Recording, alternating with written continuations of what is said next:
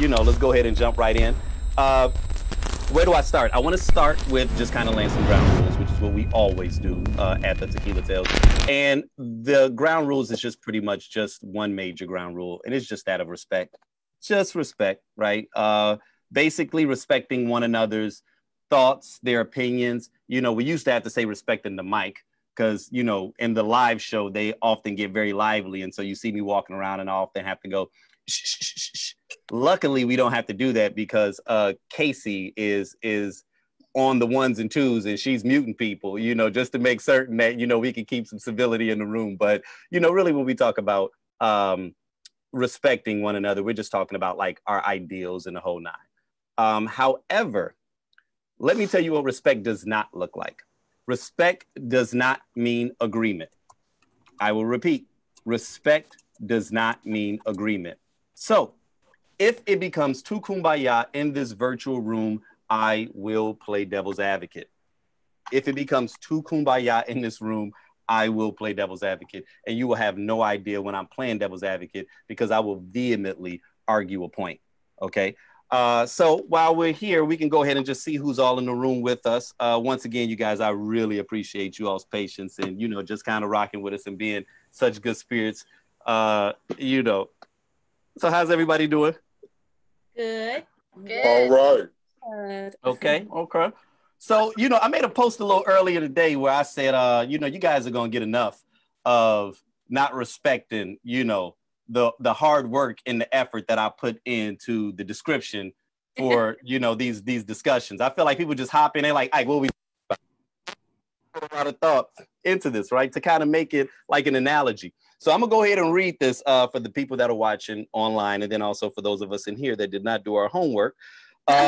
Okay, so the name of this particular session is called The Last Straw. Okay, so it says, you about to lose your job. I was about to say, I don't get no laughs. You know what I'm saying? You about to lose your job. I was doing dance. Right. All right, I'm sorry. Right. So it says, sometimes people slip up. Other times they make mistakes. But on occasion, they royally fuck up. And I'm talking screw the pooch style shitstorm of epic proportions. And in those moments, the only thing that can be done is to let the chips fall where they may and deal with the aftermath the best you can. Similarly, in relationships, we sometimes find ourselves at a breaking point. How we perceive and approach the circumstance ultimately determines how much we gain and or lose. So generally, we always center the discussion around three main questions, right? And these are the three main questions that we'll be addressing today. One, is growing apart a natural thing that happens organically, or can it be prevented? Two, how does one balance between being compromising and tolerant with speaking their mind and going after their desires? And three, can you truly develop in a relationship that never has any challenges or conflicts? Okay. So those are the main three things we're talking about, the last straw.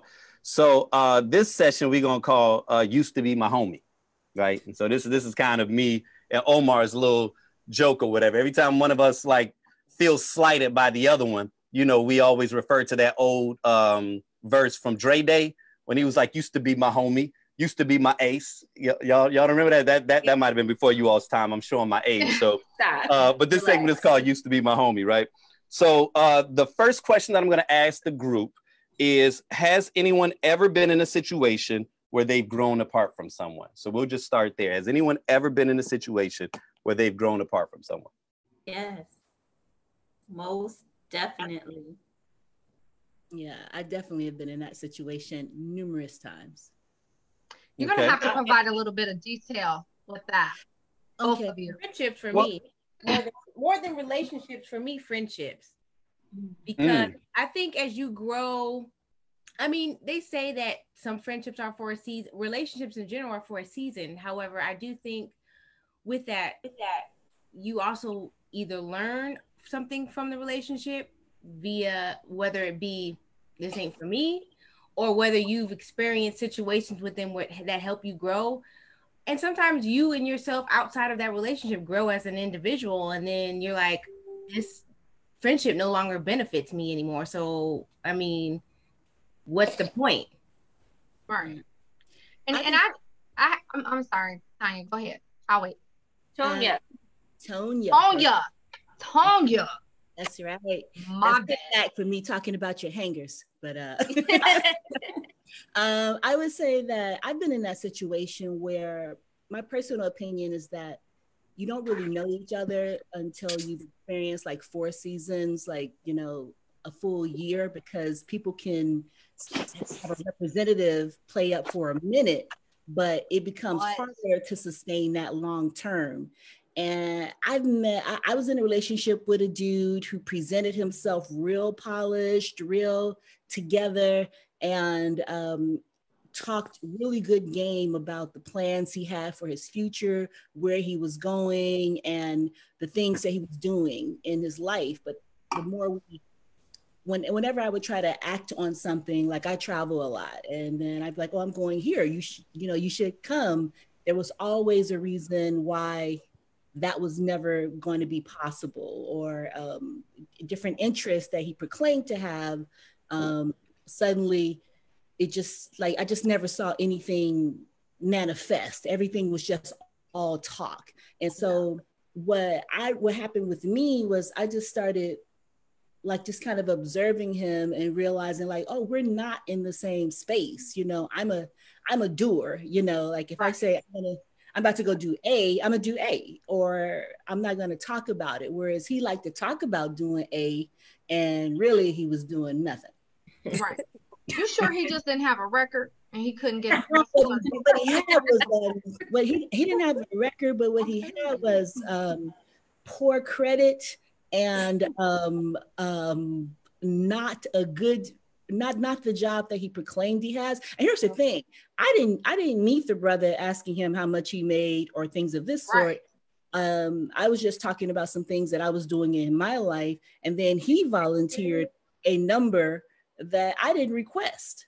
You know what I mean? So it wasn't like I was pressing him to do anything, because I can, you know, I can take myself out to dinner. When I travel, usually I'm the person, not usually, always, I'm the person paying for the things that I do. So it wasn't even like, you know, there was any pressure on him from me, but what it was, he had a lot of successful friends, and he, I think, wanted to be where at their level was, and he liked women. And I'm not saying level in terms of finance, but just mean in terms of just move shakers. You know what I mean? People who are active about whatever. Like if you say you're going to go protest and then everybody else is protesting and you're like, oh, well, I actually need to stay here and record this Netflix show. Yeah, okay. You know what I mean? You know, like whatever it is, you say, just be about it. And when I found out he wasn't, I was out. Yeah. Well, he sounds like a liar. I mean, yeah. Absolutely. Yeah. I've had friends that I've grown out of. And for me, it really took some time to kind of sit down and really look at yourself, because, you know, when people be like, okay, well, if you got, you know, if it happens more than once, then maybe it's not the other person, maybe it's you.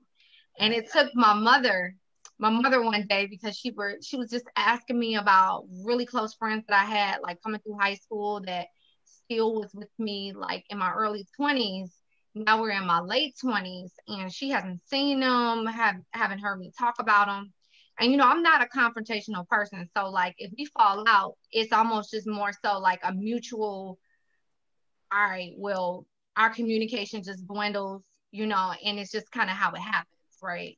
Mm-hmm. And so she asked me about one, and I was like, oh no, I don't talk to her anymore. And she's like, what happened? And so I told her what happened.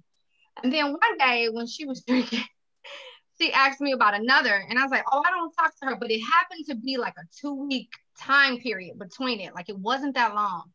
And she just goes off on this tangent. Like, so you're just gonna like just stop talking to everybody? Like, what did they do to you? Like, I mean, she's really going in, because one of them, she's still close with her mom. So like we were friends coming through high school. And so they're still cool, you know, but me and her don't talk, you know. And so like she's had kids. I've never met them, which is crazy for anybody that would ask me about her now, you know. And so it's like she put it on me, like it was my fault. So I had to take a moment and sit back and reassess each situation to see if I was Brittany, overreacting. you were the common denominator here. Yeah, so absolutely. Clearly. But let me tell you what I found. No, it was them. Yeah. Okay. I'm confident. Cause like I'm not an evil person. I'm not like, those that know me know that. I may have my moments, but like, no, I'll just rather detach myself. How did y'all fall out? Because if you say you're not confrontational, but conflict is not, I don't think conflict is inherently negative or positive. I think it happens.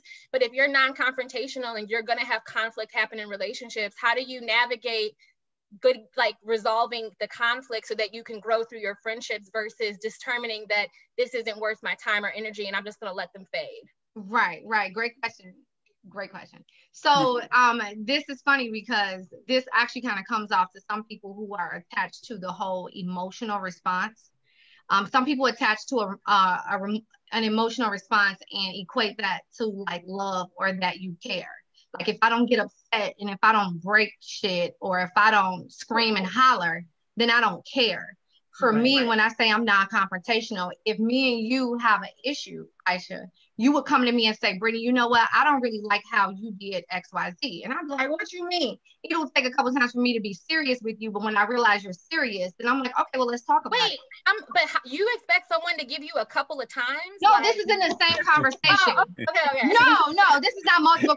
This is me just, being me. Like, well, what you mean? Like, Yeah. And then you're like, no, like, bitch, I'm serious. And I'm like, oh shit, okay, we serious, we back. Okay. And then I'm more so talking about it. Like, okay, let's talk that through. Okay, I see what you're saying. So for me, it's a conversation. So I don't take that as confrontational. I take it as healthy communication. Whereas Brittany, other people, what's your zodiac sign? Brittany? Leo. Oh, okay. Hey, Brittany, what's your zodiac sign? Leo. What day is your birthday? That's what I wanted to know, because you are definitely fire, and I definitely feel like in terms of like, well, not that explains like everything about you and all that kind of stuff, right? Anyway, we ain't gonna go into that, but I do feel like you, not you, but I do feel like in terms of when I come into a situation like that, like and whether or not I think I'm getting to a place. I've been that person who's been like, okay, this is it. I don't care. Like I just don't care anything about like what you're about to say. I'm moving on, all that kind of stuff, because we're in different places, and that's that. And then I've also been that person that's been like, but why? Like, why are we not friends anymore? And that kind of thing. And I feel like that I need to, like, what I am dealing with even right now is like coming to the situation like, well, what's happening with us right now? Because if that's a relationship that I value, I'm like, I don't, like, if you're like, okay, I need to go and I need to move on and I'm going this way, you going that way, just tell me. Just like, let's just have that conversation and let it be cool if that's the conversation that we're going to have. But Charles, do you think that everyone is deserving? But Charles, I would ask you, is everyone, like, you may want that, but just maybe that relationship for the other person, you're not deserving of giving that to them. Like, a lot of people don't feel the need. How do you know that if you haven't had the conversation with them yet? Like, if you haven't had the conversation with them, so how do you know if a person is deserving or not? If it's like, well, I have added up, I have done my calculations, and it's like, well, this is how it's gonna go. So at that point, like, how are you being a person that is like give and take? If you're like, about it. We all have different friendships. You may be someone's best friend and they may be like, oh, he's cool. Like, I think that sometimes we're not on the same page with what that friendship is in our life. And I think especially for friendships you've had from an early age that you're lucky to have grown together, you realize that the friendship you're not the same. You don't play the same role in each other's life, and that's okay. That's not inherently wrong. So I agree with you about communicating, but sometimes you don't mean that much to that person for them to feel like it's worth having to like talk it out. Yeah, I And actually, so wait a minute. So I have a question though. I have a question because you know what? That's a point. no, really it is. And one of the questions that I was gonna ask, and this kind of leads into it, is, you know, when you grow apart from someone specifically, like a friendship, do you think that it's always necessary that you have that conversation, right? No. Like, and if so, like how do you think that conversation is supposed to go? You know, because to me it kind of feels almost like ghosting is typically what people do, or like there's the gradual pullback, you know, but to kind of sit down and have that conversation, like, is that really a real thing? And if so, have you all ever had this conversation? The person who feels like they need more from the relationship or doesn't feel like I still want this friendship, they're the one who wants to have that conversation. If I'm done, I don't feel like I need to like go give you an explanation. That just right. Well, okay. So to go from there, I feel like a friendship is almost like that can like outlast a romantic relationship. So if I am is a person, you're right, I am a Cancer. I'm just about to type that. Charles is definitely a Cancer. I was just hold on. All your emotions. Just for everybody that has no idea what just happened, we have a Zoom chat, and they asked what Charles' sign is, and she's like, I bet it's a Cancer, and so of course the room that went was crazy. what I was typing. That's you got hilarious. Me. You got me in being a so Cancer. Emotional, but that's okay. But no, I'm not emotional. No, they're not emotional. You are. Yeah, you are. Yeah, you are. No, Cancers are not emotional. Yes, they are. No, they have emotions, but they keep it hidden deep inside, and they hide it. Cancer, Daphne? You know, we got the highest EQ. We got the highest EQ. No, the guy whoever was a Cancer was not a Cancer. But let me back up for a second. But what I was gonna say is that just as much as we would want to have closure with an actual relationship, at times it should be the same thing with somebody that's a friendship that might be deeper than a relationship and might even be longer than a relationship. So it's both quantity and quality. So at least like talk to that person about like, I am not effing with you anymore about this. But if you just say about face person, then you just about that about face person with anybody. Like, Charles, I'm done with you, then I'm done will with you. beat a dead horse. So like we're loyal, we care about our friendships, and we're gonna like talk you to death. So I feel you, but everyone isn't trying to do all that. So it's just a good I just want the one conversation. Then after that, I get that. Like perfect example with my friend. I got Leo in my natal chart. Oh Lord! So, come on. One time, flexing. Another Zoom, but anyway, go ahead. I apologize. Go ahead. I was saying that, like in my friendships, like especially long-term friendships where I've sometimes grown apart, I don't always feel that we need to have a conversation about the fact that we've grown apart, because there's ebb and flow in relationships and not the same demands. Like I have some very close friends from childhood. We might only speak 5 or 6 times a year, and I'm not always trying, you know what I mean? But we're not like worried about like, oh, well, what's going on? I haven't talked to that person since Christmas or whatever. Or if there was some tension, a lot of times just us having some space and the longevity of that friendship when everybody's cooler heads can prevail later. And can come back later and be like, yo, I was real mad at you over that shit happened at Christmas. And we could talk about it at that point. But more so in my romantic relationships, I do believe in giving explanations as to why I'm leaving you, because I want to leave you better, because I'm out either way. I don't. And so I got a question for everybody. I have a question for everyone. One quick thing, Brittany. When I had this one relationship with this dude. I would call his name out, but I'm not gonna be shady. But anyway, he ain't on here. He's not on here. Brandon, Derek, Connor. Anywho, we actually, like, when I broke up with him, I literally just had to tell him. I said, look, the reason like we were in an intimate situation, and it clicked for me that this whole situation is just not working. I mean, the relationship is not working. And so I was just like, we need to cease and desist. And let me tell you right now, why you need to leave my house. You need to leave my house right now because you are not emotionally capable of giving me what I need. Also, I don't like the fact that uncomfortable conversations are something that you're not capable of having. So you need to bounce. And people said, damn, Tonya, my timing may not have been perfect per se. However, I was like, he needs to understand exactly why. I didn't want him to think I was kicking him out over what was happening in the moment, because that wasn't it. But the moment that I realized, I was like, I don't need to be in a situation, especially intimate with someone that I can't emotionally and mentally really connect with. And I'm done with this. So I was like, and I just wanted to let him know that he needs to go work on some shit. And that's more my personality. Direct. But Tonya, hold on. I'm sorry, Brittany, you were about to ask a question. I wanted to give you. Yes, and this is for everyone. Okay. So while we're talking about giving chances, right? I'm pulling a Casey on the transition. While we're talking about giving chances, how many straws is the straw?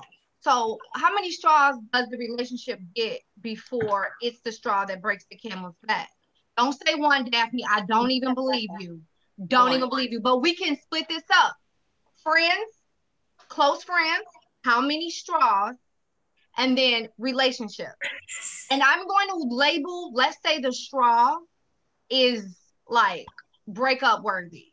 But you know, we always give extra chances, men and women. You give extra chances depending on how invested you are in a relationship and when this situation happens. So how many straws is a straw before you reach the spot about the camel's back? I think it varies. It definitely varies. Yeah. So by person or well, situation, everybody, yeah. Like, I could be with you for a long time and you do one thing that is fundamentally against everything I believe, and you're out. Or you could, or I could have invested in the relationship and some ish could happen. And then like, I'm not that invested in you, so I don't really care about all the shenanigans that's going on. And so you might have an opportunity to stay around a longer time. So I think it depends on what you want out of that relationship. I seesaw it. In my relationship, I hold my significant other to a higher standard because you know me on a more intimate level. So if you mess up, you're messing up royally because I let you into places I don't let anybody else. My friendships they're more like in a box. I'm not telling them everything. They don't know me on that intimate level. So my friendships, I will give you more chances. But when you start to get to those different areas where it's like, I feel like you're hating on me, I feel like you're coming at me, then you're getting cut off. But I'm the type of person, like, I will cut you off quickly. I'm a Scorpio. That's it. We know.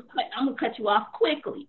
And that's how I am. You do something I don't like, that's the end of you, and it's fine. I'm not going to give you that closure you feel like you need. No, because I'm going to hold that over you because I know I have that power over you. I know I have that power over you. So I'm going to hold it. I'm going to give you that cold shoulder. You're not going to like it. You're going to feel my presence being missed in your life. Because girl, that's a whole lot of energy for someone that you don't want to be bothered by. You're going to hold on to all of that. I'm not holding on to either. I'm about to sign off. I'm not holding on to either. I'm gonna let she go. But I'm just saying I will cut you off easily. It doesn't bother me to cut you off. No, but I'm saying you said you would hold it over them because it's almost like a power thing, right? It's easy to hold it over them because I made my presence in your life known. Like I feel like I'm a valuable person. Whether I'm your friend or your significant other, I'm gonna be valuable to you in your life because that's who I am as a person. When my when I make that absence, you're going to feel my absence. So that's my way of holding it over you. Because but wait a minute, are you actively thinking about like, they feel my absence? Or like, that's the part I'm scared about. Like, are you like, come in the room? On the time when you fuck up. Like, this is a lot because I actually dated a Scorpio before. And let me tell you something. They used to do stuff like that. Girl, you just spoke volumes. Like you just opened up a whole new world. Girl, look, astrology, look, natal chart, birth, natal chart. I got a question though, Daphne. I got a bit of a question for Daphne. No. But I've long said that the only relationship I can have with the Scorpio is one of us has to die. And it's funny, right? Because I've said this to several Scorpios, and they don't even. You're amazing. You're amazing. They don't even flinch, right? Which is crazy because I'm talking death metaphorically, but they don't even flinch. Like they knew what I was talking about. They're like, "Yeah, one of us got to die," and I'm like, "Yep, one of us got to die." Because you don't know what I'm talking about when I meant that, But. No, I'm sorry. Daniel? Yeah. You had a question, Daniel? So Daphne, she says that's what she does as a Scorpio. It's actually something I do as a Sag too, but for me, it's more of it's like a gradual decline in the relationship. So it'll start off with me kind of letting you know, okay, this is something that I don't like for you to be doing. I'll let you know if it's something that agitates me, but I won't say it so many times. I'll just let it happen a couple of times, depending on how much I value that relationship. Eventually, I just kind of go ghost. See, that's why we would get along. Sagittarius, it is gradual, but with Scorpios, we have an expectation for you. When you come into my life, whatever kind of relationship it is, there's already a set expectation. As my friend, I expect you to treat me and act a certain way. As my significant other, I expect you to treat me and act a certain way, and I expect you to get to know me. So you know that if you mess up, I'm going to cut you off. You already know. I mean, but what do you base off the whole, do you actively tell them like this, and this is not something that I like, or you let them look at your face and try to figure it out? No, it's you knowing me as a person, right? If you getting to know me as a person, when you know me as a person, you know my morals and my values, what I would and would not do. So you know me as a person. Sounds more like you asking them to read your mind. You don't have to read my mind, but you know my morals and my values. I'll take it like this, for instance. You know that say Brittany was my friend, right? You know my morals and my values. I would never sleep with anybody that you ever dealt with. If you went behind my back and you did that with somebody that I dealt with, you know you're cut off because you know my morals and my values. And that's the end of it. I don't have to tell you. You come in the door like that? You come in the door like this is how it is? This is my morals and my values. If you don't align, I find it funny that people are friends with people who do not have the same morals and values as them. Yeah. You don't align. I agree. I respect that. That never works. That's wow. It doesn't work. It just doesn't work. And it's okay that some people do it, but you're not aligned. You're not spiritually aligned. You're not mentally aligned. Your morals and your values do not align, and that's okay. But you should not be around that type of person who does not line up with your morals and your values, because then that makes you step outside of who you are. Because you have to make yourself. Well, I think I don't know about that. I'm open to like.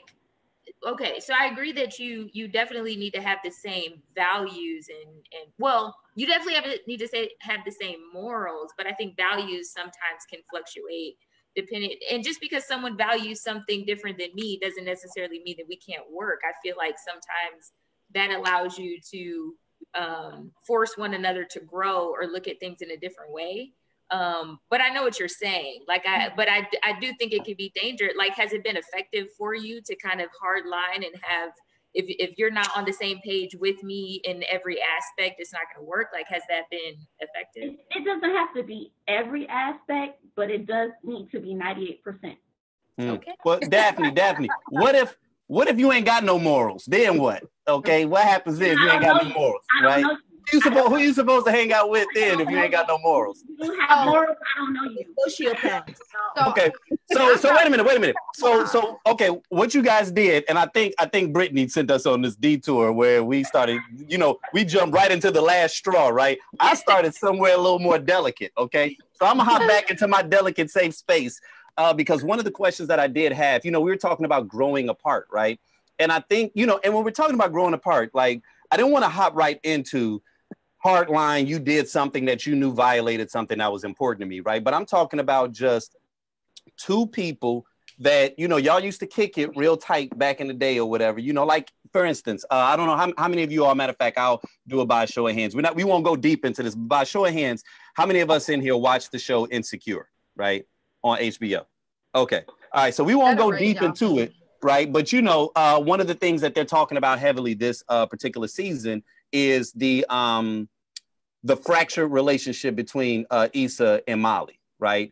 And I actually thought that was a very you know, kind of poignant angle to go, because I think typically when we think about relationships, we're always thinking about romantic relationships, but you know, these friendships, these platonic relationships in many cases can be, you know, vital to our mental health and stability, right? And so I like the angle that they were taking, but like, you know, without even going through all of the nuances of that particular show, if you just had two people that seemed like they were, you know, hanging tough, and then all of a sudden, you know, they kind of go through a period, right?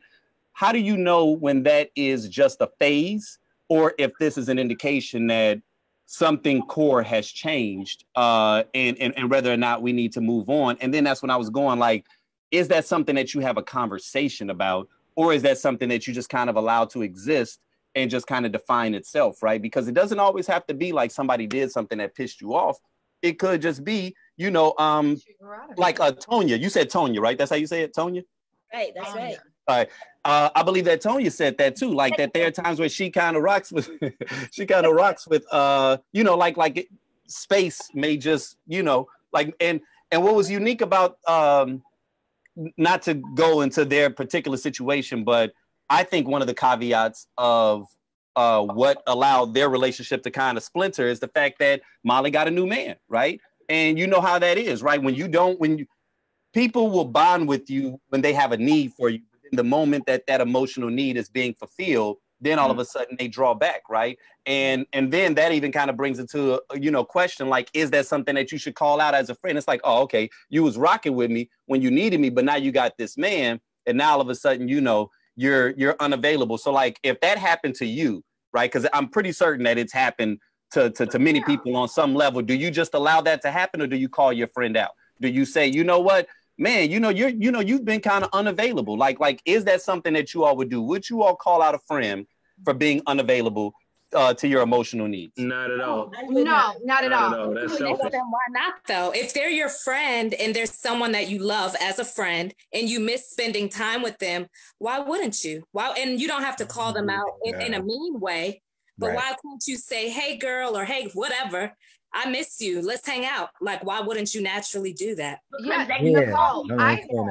Deeper question that Well, Nicole, I agree. I think that there's nothing wrong with that. Like saying to that person, hey, you know, what up, girl? Like, I miss you. Like, what's been up? You know, I know you got your new man and all, but can we put some time on the calendar so we can go out and kick it?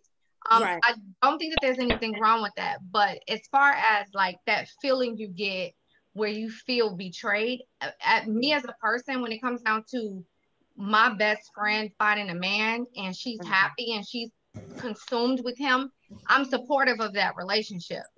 If anything, if anybody, like her mother aside, I should be the one that should be understanding as to why this relationship is important to her. You know what I mean? So I think that y'all are being super safe, because I've had plenty.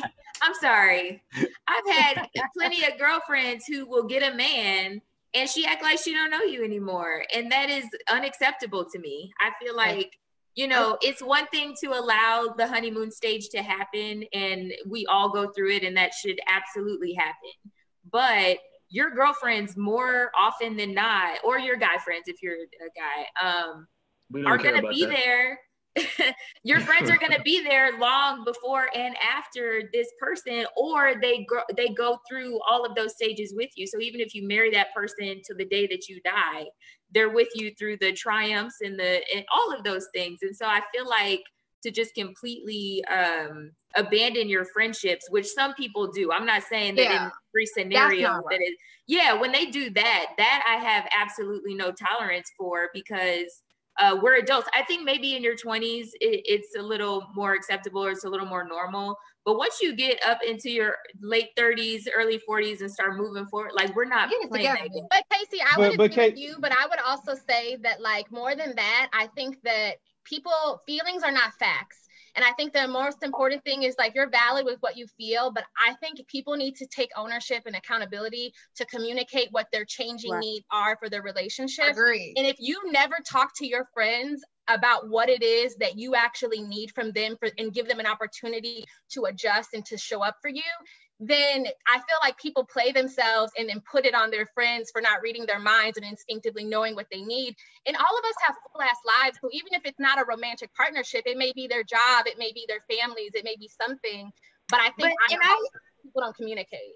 I agree with that. I think where my position is from, if it's like, say it's you and your girl and both of you guys have been single for all these years and you spend all of your time together, like at that point, that's your woman, right? So you spend all of your time together, all of your downtime is with that person.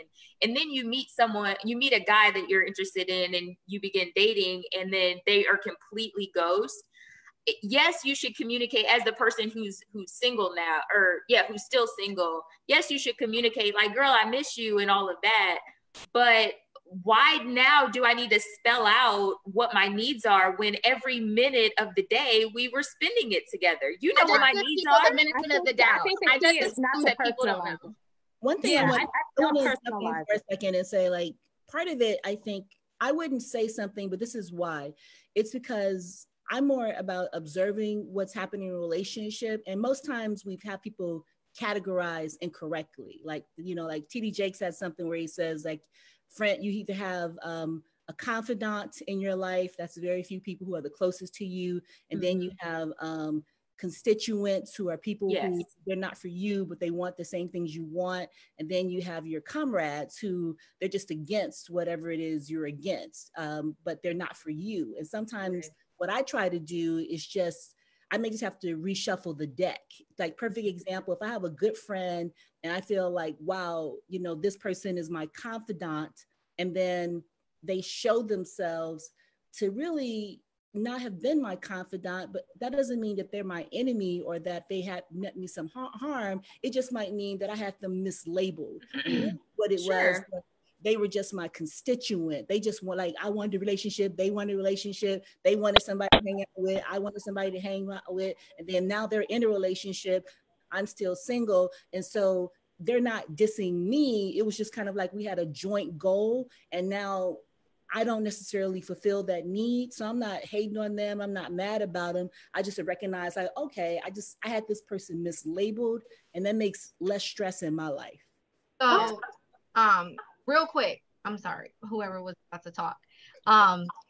For me, my friends and my personal relationship are on the same playing field.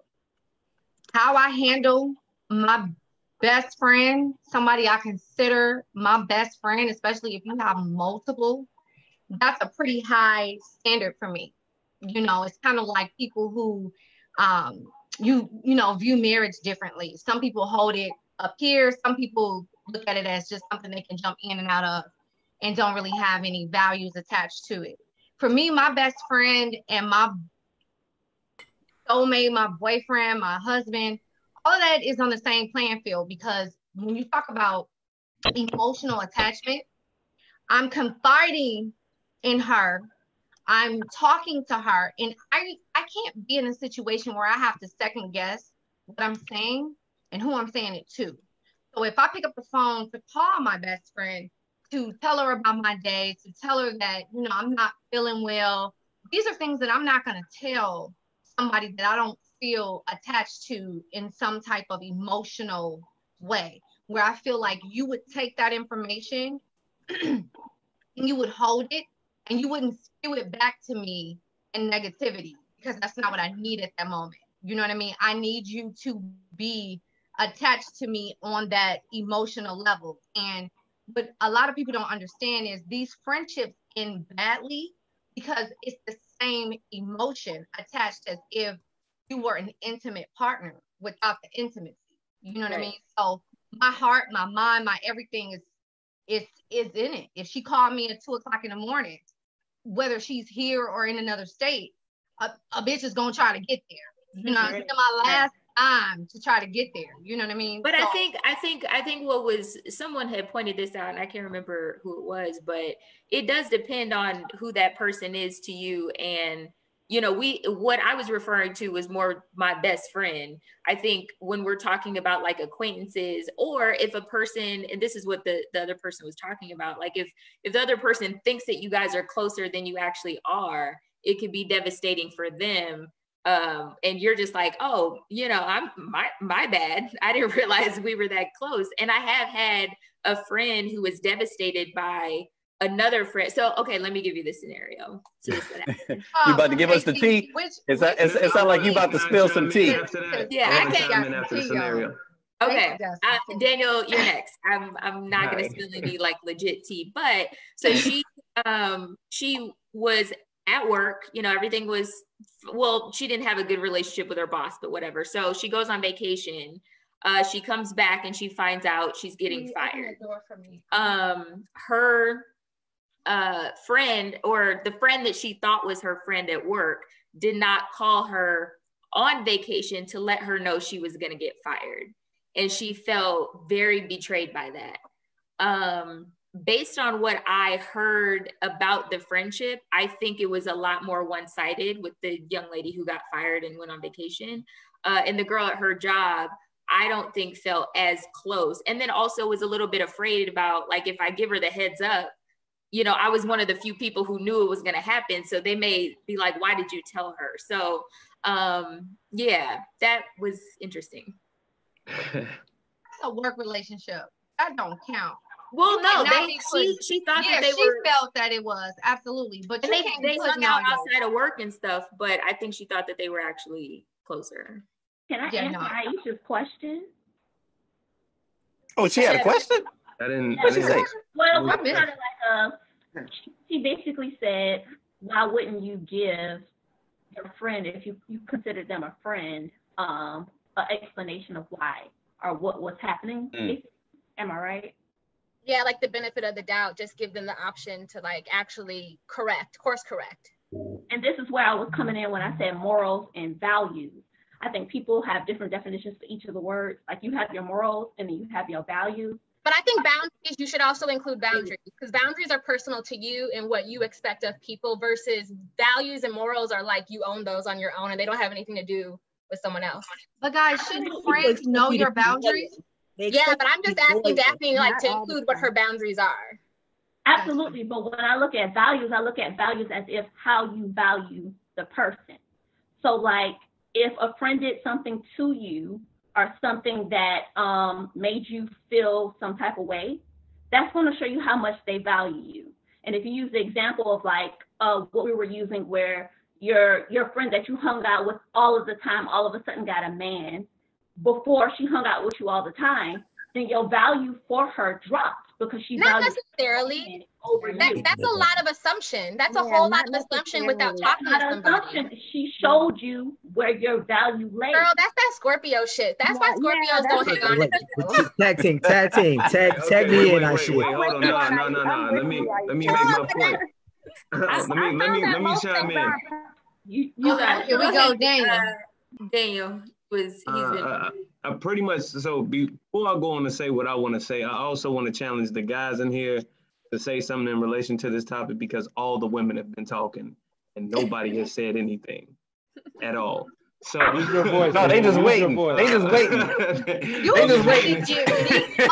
They saving it up. They saving it up for the right moment. You know, drop this dive. No. I just want to comment and speak on like, as it pertains to this topic. I tend to be the type of person that if I do see a friend, whether it's a guy or a girl that enters into a relationship and they devote themselves to that in their time, I tend to just fall back, and I don't take any offense to it. The only time that I start to take some type of offense is when the availability is completely non-existent. So if I call you, I don't get a call back for days, weeks, months.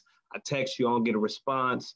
Then I start to think about, like, how much does this friendship really matter to you or me? And at that point, that's when I began to say, okay, well, maybe I should kind of fall back. But weeks or months, Daniel, if I don't get a call back after 2 weeks, yeah, we're good. I'm not calling no more. I'm gonna give you an example. It's not gonna take weeks or months. I catch the message. This literally happened. Okay, a friend of mine, and the relationship was not one that, you know, we've had some extensive history. I'd known of this person, right? So we began talking and associating and whatnot, and this lasts for all of maybe 2 weeks where we may talk every day, right? So after that, I don't give this person a call for, say, 2 days. And it's suddenly like, whoa, what's going on? You're not my friend no more? No, I don't have like, if you wanted to talk to me, you could call me. You didn't call me, I didn't call you. What's the problem? I don't see where there's an issue with that. The only time I see an issue in any type of situation like that is when somebody just ignores you or doesn't make any time for you at all in response or answering calls. But you all right, so agree with that. I'm gonna jump in. I'm gonna jump in because you know, you called out the gentleman or whatever, and even though I've been talking a little bit, you know, I actually had something happen similarly, and I won't say too much because the gentleman in question might actually hop on the call. You know what I'm saying? At some point, you know, he might hop in this room, and I don't want to, you know, put too much out there or whatever. But no, it was a situation like that with like a really close friend of mine. That had gotten a business opportunity, and he had moved into another city, but there were some things that we were engaged in together, like in terms of from an artistic standpoint. And you know, I totally understood it because the area he moved into, it was just it was one of them areas where it's a big city, a lot of stuff that was going on. And so, you know, I kind of pulled back a little bit just to kind of give him time to get his bearings straight, new job, all of that. But there was a point where I was noticing that, like, you know, my calls, my texts weren't being responded to. And admittedly, like, it did sting. Like, it stung. But, and not only did it sting, but I think it also even created, like, a defense mechanism that caused me to become very self-reliant, right? Where I was like, okay, you know what? I don't ever want to be in that situation again where I'm thinking I'm a partner with someone and we're doing this thing. So if I can't do it all, then it just can't get done. You know what I mean? And it's like, it's taking me some time to have to unravel that or whatever, right? Because I wasn't aware of the fact that I was still holding on to that. And so, like, even with my team now, they have to constantly get on me about asking for help, right? Or delegating, because my kind of default mind state is, oh, I just do it all or whatever, right? Like, because it's almost like it was a fear of relinquishing some of that control for fear that I'll start to depend on someone too much and I might get left high and dry. You know what I mean? And it was a situation that occurred like that or whatever. So I mean, you know, I know it's real. But one question that I did have for you guys, just to pivot slightly, still staying on the same, you know, thread. You know, it's easy to kind of have this conversation sometimes when we talk about having that conversation with someone about, you know, you all potentially, you know, moving away, because I think when we postulate it, we always imagine ourselves kind of having that conversation, right, with someone else about us potentially growing apart. But like, do you think that you are how would you personally handle that, right? Like, a person that you thought that you were close with, them sitting you down and letting you know that they feel like some areas that they're growing in, you aren't necessarily growing in. And as a result, you know, that's kind of why they've been pulling back. Like, how prepared is your ego for that type of onslaught? And be honest, right? Because I remember one time, to take it even back to a romantic space, my mother's probably watching. I was dating this woman in college, and you know, everything was great, but we were spending a lot of time together, right? And it was just a lot of stuff coming in from a lot of different angles, and I just needed some space, right? But when I say space, I didn't mean like, I don't want to rock with you no more. I meant, you're over here 5 to 6 nights a week. This is my first time living on my own. I kind of want 2 or 3 nights on my own throughout the week just to kind of breathe, right? I didn't know how to say that. So I asked my mama, right? My 19-year-old ass decided to talk to my mother, and this was the advice she gave me. Oh, Ike, I don't know what to tell you because, and she's an Aries, by the way. Oh, Ike, I don't know what to tell you because if you told me that, oh, space is what you'd get. Oh, you would get space, right? And I'm sitting there thinking in the back of my mind, like, shit. Like, basically what she told me was, you stuck, right? You made your bed, now you got to lie in it, right? And I think to a degree, I know it is that she's saying, right? Because it's hard to hear information like that and for it not to attach and make you feel inadequate in some type of way, right? So, like, put yourself on the receiving end. How would you feel getting the Dear John letter from someone, you know, that you thought y'all was tight with, that, you know, you're not growing fast enough for them? So I'm just curious to know how you all think that you all would address that. Wait. Let me say something because I've been quiet. So, and y'all know I usually ain't quiet. Right. I like that shirt, girl. It's April Ash, but yes. That shirt cute. Thank you, boo. Yes, this is iRoxy. You can get this online, iRoxy.com. Yes, that's Black. Nice. You know what it is. I'm a biter of fashion, just so y'all know. Okay, but I do give props. I'm gonna put it in the. I do give props. I shop off the mannequin, so that be me. Okay, but go ahead. But let me say this: I actually was on that receiving end, and someone told me, yeah, and the guy told me straight up, he was like, you have some areas that you still need to work on, and we're just not in the same space. And did it hurt? Yes, it did. And did it hurt my ego? It killed it. And did I learn a lot from it? Absolutely. Because I then learned how to flip the script, and I learned where there were areas where I did lack, and I had to take accountability for that. So yes, it's not a happy-go-lucky type of situation, but at the same time, it's very good for growth. And I think that it's necessary. So I'll throw something out there. I actually had to have a talk with someone I had just recently met, right? Not recent as in recent, like right now, but someone I met a long time ago, and we recently just started hanging out. But when I tell you, this girl lived in an apartment and she had like 3 pit bulls, right? And the pit bulls were in the front room with a huge gate around it that couldn't keep them in the gate. And so I came over and I said, wait a minute. It looked like a zoo, right? Like all you saw was like these dogs in the middle of the front room. They ate the couch, right? In the house just looked like the dogs took it over, and she just let it happen, right? And I was like, how am I gonna break this news to her that this ain't a good look? So I was like, look, hey, I think you're cool. I like you. I think you're nice. But you gotta do something about those dogs, man. Like, your friends haven't said anything, and they got you out here. You bringing dudes over, and you got 3 to 4 dogs in the front room with gates that can't hold them. I was like, that's not a good look. I can understand you're a dog person, but you know how much of a turnoff that is. It looks like the dogs run the house. And so I said, for that reason, I'm out. I see her 3 years later, randomly, like on a train, and she goes, oh, like, hey, blah, blah, blah, blah. She says, you know what? I appreciate what you said to me. Like, she's like, I can't believe none of my friends ever mentioned that. But she was like, you were so right. And it had to take a lot of courage for you to just tell me that. And she thanked me, and she said she got together and she found her a man. So she's living happily ever after now. You know, she cleaned up her act. You know, I'm here to help, guys. I'm here to help. So if you want me to come to your house and inspect, make sure everything. Are you trying to say you are Ayanla? Are you trying to say you are Ayanla right now? Without the psychology, without the degree, without the TV deal, without understanding. No credentials. No, he has no credentials. No. Actually, he's like Umar. Actually, I got a certificate of Groupon.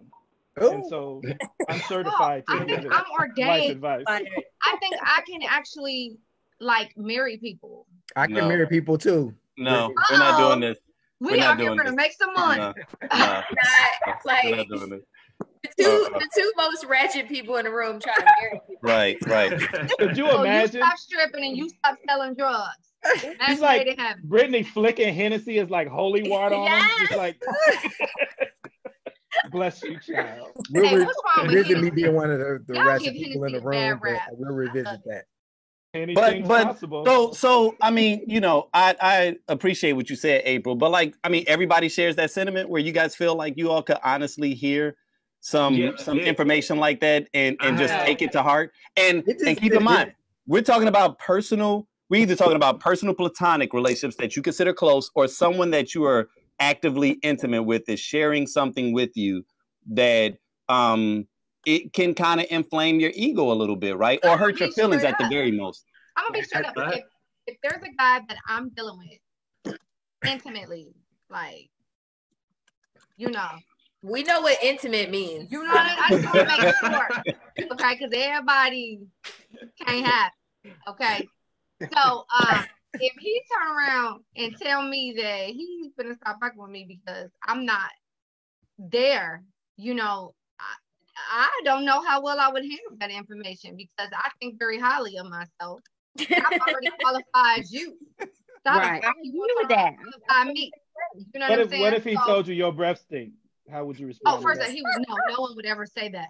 Those are things that I don't have to worry about. Brittany, sometimes your breath will stink. I feel like we're perfect. Yeah, when I wake up, but why can't we hear those things from our peers? That's what he's talking about. Like, why can't we have a friend that actually tells us, hey, you know, you might have BO? Like, why can't we have somebody that's like, I mean, you know, why? That's such an ego, but can you handle having someone be honest with them? Right. Isaac do it for me all the time. But after the fact, like most times in the moment that somebody says, you know, hey, you know, your breath stinks or something of that sort, especially if it's in public and they're, you know, because it's ways to do things. Like if someone pulls you, it's like if we're at a club and my girl say, hey, T, come to the bathroom for me for a second. And then she's like, yo, girl, I got some gum, some mint, you know, your breath was kind of blah, blah, blah. I'm going to be some bleach in that moment. Yeah, I'm cool with my girl telling me that. You know, in the midst of like a crowd and stuff. And she's like, damn, your breath smell like shit. You know, now I'm We're not friends no more. I don't have no friend like that. We're not friends no more. You do shit like that. A real friend would never. You gotta be discreet. You gotta be discreet. You got something in your teeth, you be like, you know, but it's Ashley, right? April. Ashley, right? It's April. April. Okay, April. Okay. It's Ashe. Ashe, right. It's not Ashe. It's like H. Oh, look, we put some lipstick on you. It's Ashe. Listen. So okay, I'm gonna take us to the next topic, which we're gonna call "Where's the Beef?" Okay, so this is where's the beef. You know where it's at. We're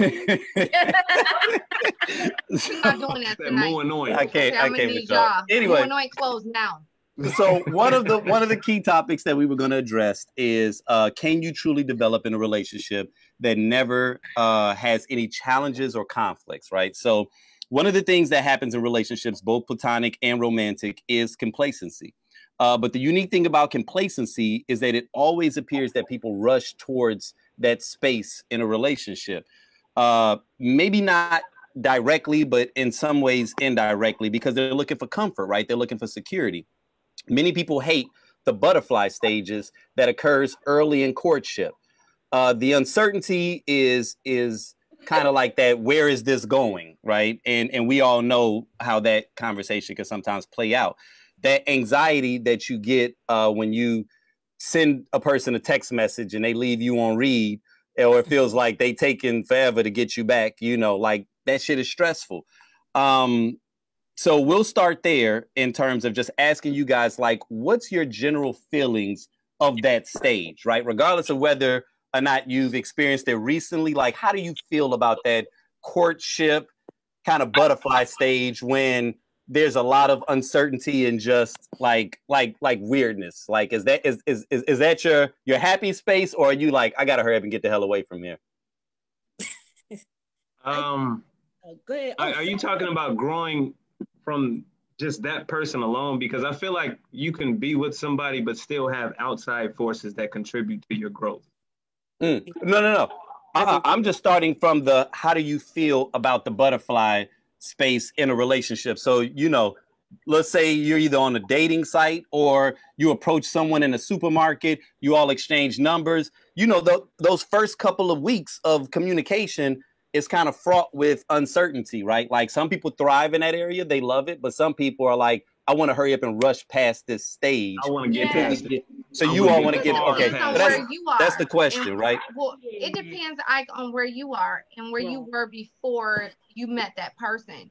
If you're a person who's been single for a couple of years and you haven't really given any attention to dating, and then you find yourself in a situation where you start to be more familiar with this one guy and you're going out and you think this is turning into something, you're a little bit more excited about it and more in tune in that space than somebody who may have just gotten out of a relationship and who is a little bit more cautious. They may feel those butterflies, but they're going to react differently because they just ended a relationship that did not, of course, go well. But now they find themselves back in another situation and are trying to avoid the same shit. So you'll find them a little more cautious. And it's nothing wrong with either situation.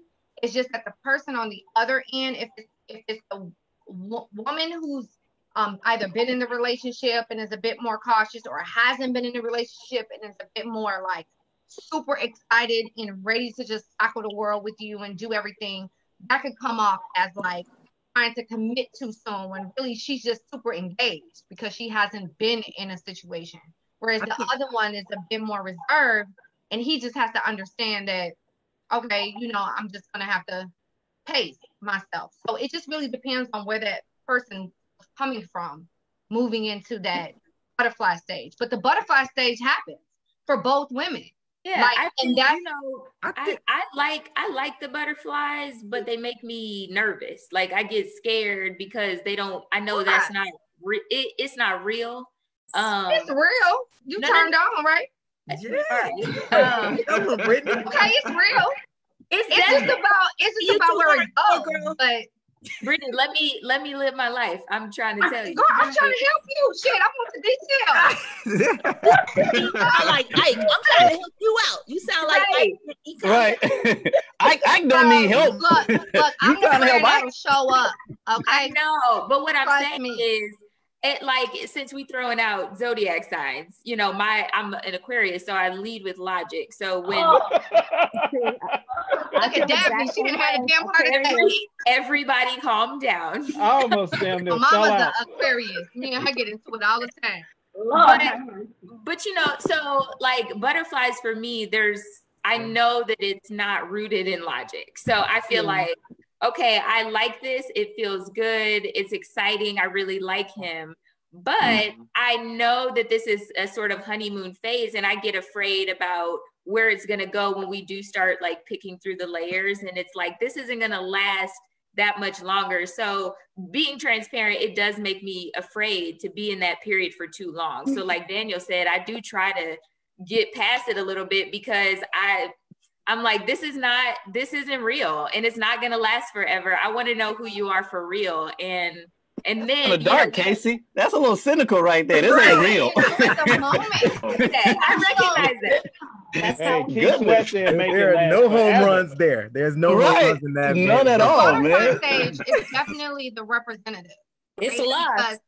It's definitely the representative, the butterfly stage, from the man's perspective and from the female. I would challenge that to a certain extent to say that it's not just necessarily the representative, but it's the time period where you let a lot of stuff fly that you normally wouldn't. But because you're so interested in this person and you really want to see where it goes, you let a lot of stuff fly by. And now I need the real. If you're not into this, you need to let me know. Daniel, what are you?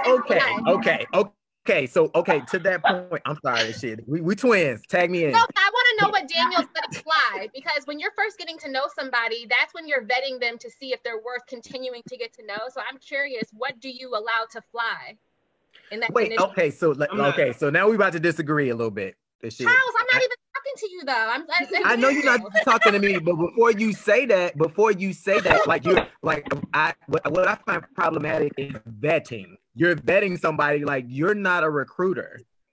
You know what I mean? You're getting So to know like somebody to see when you're romantic. He's talking about a romantic relationship. I So know what you're talking about, but somebody. you're acting like that. I feel like it was problematic. Is that like you're like we are not about to use like, problematic in this conversation when there's a whole ass revolution happening. I'm talking to Daniel. I adore you. We are the same person, but can Daniel answer first? I'm done. I'm so how do you really feel? Just because you put your hand up like this, that's it's a real like it's a breeze in my apartment right now. I love it. I got cold. I done missed the question at this point. I wanted to hear Charles. But you heard what they said though. You know, cancers ain't emotional from what they said. But I just noticed a little bit of. I just noticed two crabs snapping just then. I just saw some snappies, a little bit of, you know. That's what was happening then. Daniel, what I was asking was when you say that you let some things fly, like you don't really like harp on them in the initial phase. I was just curious, what are some sort of things that you let fly? Because I think when you're new to a person, romantic or like platonic, if there's stuff that you see that doesn't vibe with you, why would you ignore that? That I don't do that, but it's been done to me. So it'll be something that it's expressed. This is the type of person that I am. This is what I'm into. And in that moment, while you might not necessarily agree with it or want to rock with that, you'll make the exception for the time being, maybe in hopes of either changing me or just, you know, getting me to, really just changing. There's a lot of people that go into that whole relationship with the mindset that, okay, I can get them to change. That's something small. I can get them to change that. That's all I mean. I would never do it though. I'm straightforward. I'm sorry, just really quick, Charles. To piggyback what Daniel just said, a lot of people, they tell a partner, they may say something like, you know, I'm not really looking for anything serious right now, but I really like you. I've had girlfriends go through this. A guy has told them kind of when they met, like, you know, right now I'm just kind of focused on work, blah, blah, blah.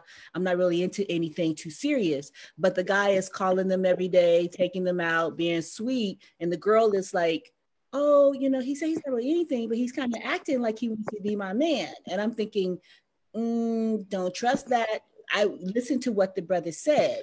You know, he told you he's not really trying to get into anything. See, yeah, but he called me every day. He's always checking on me. He take me out all the time, send me texts. He miss me. He thinking about me. I said, yeah, that's sweet. He's a nice guy. However, he's not looking for anything long-term, and you are. And to Daniel's point, I think they tell the guy, when he says, I'm not really looking at anything, the girl says, oh, that's cool, which is a lie. You wonder why these guys aren't letting their girls hang out with people, right? Hang out with their friends. You cut them off, right? Because they're feeding them that information. Yeah. Well, I also think his actions are matching his words. And those scenarios I kind of hate, because if you tell me you're not interested in anything serious, then you don't have to call me every day. We don't have to hang out every day. I'll see you when I see you. So, no big Nicole. This is why we challenge Nicole. That's just game to me. But how does he keep you warm? He got to keep you warm. He got to keep you warm, right? You don't need to talk to me every day. I don't think so. I want to talk to you Nicole, every day. I think what happens, let's just say 50%. Let's give them the benefit of the doubt. That 50% of them are not trying to game you and not trying to make this difficult. I think that for a lot of people, they do what they see, not necessarily about what they know. So if they think this is what I'm supposed to do in order just to put a smile on your face, and even though my actions don't match my words, like, okay, I don't want a relationship, but I do relationship things. He's just doing what he thinks is right, what he's seen before. And he doesn't really know how to create. So can I jump in for a second? Can I just jump in? Yeah, so go ahead, Charles. in terms of like a lot of this is like, I feel like a lot of this kind of decision making and figuring out what is actually going on is happening in isolation. And so I feel like a lot of that is the reason why shit don't happen right. You know what I mean? It's like, okay, oh, you said you didn't call me today, so that means you don't like me.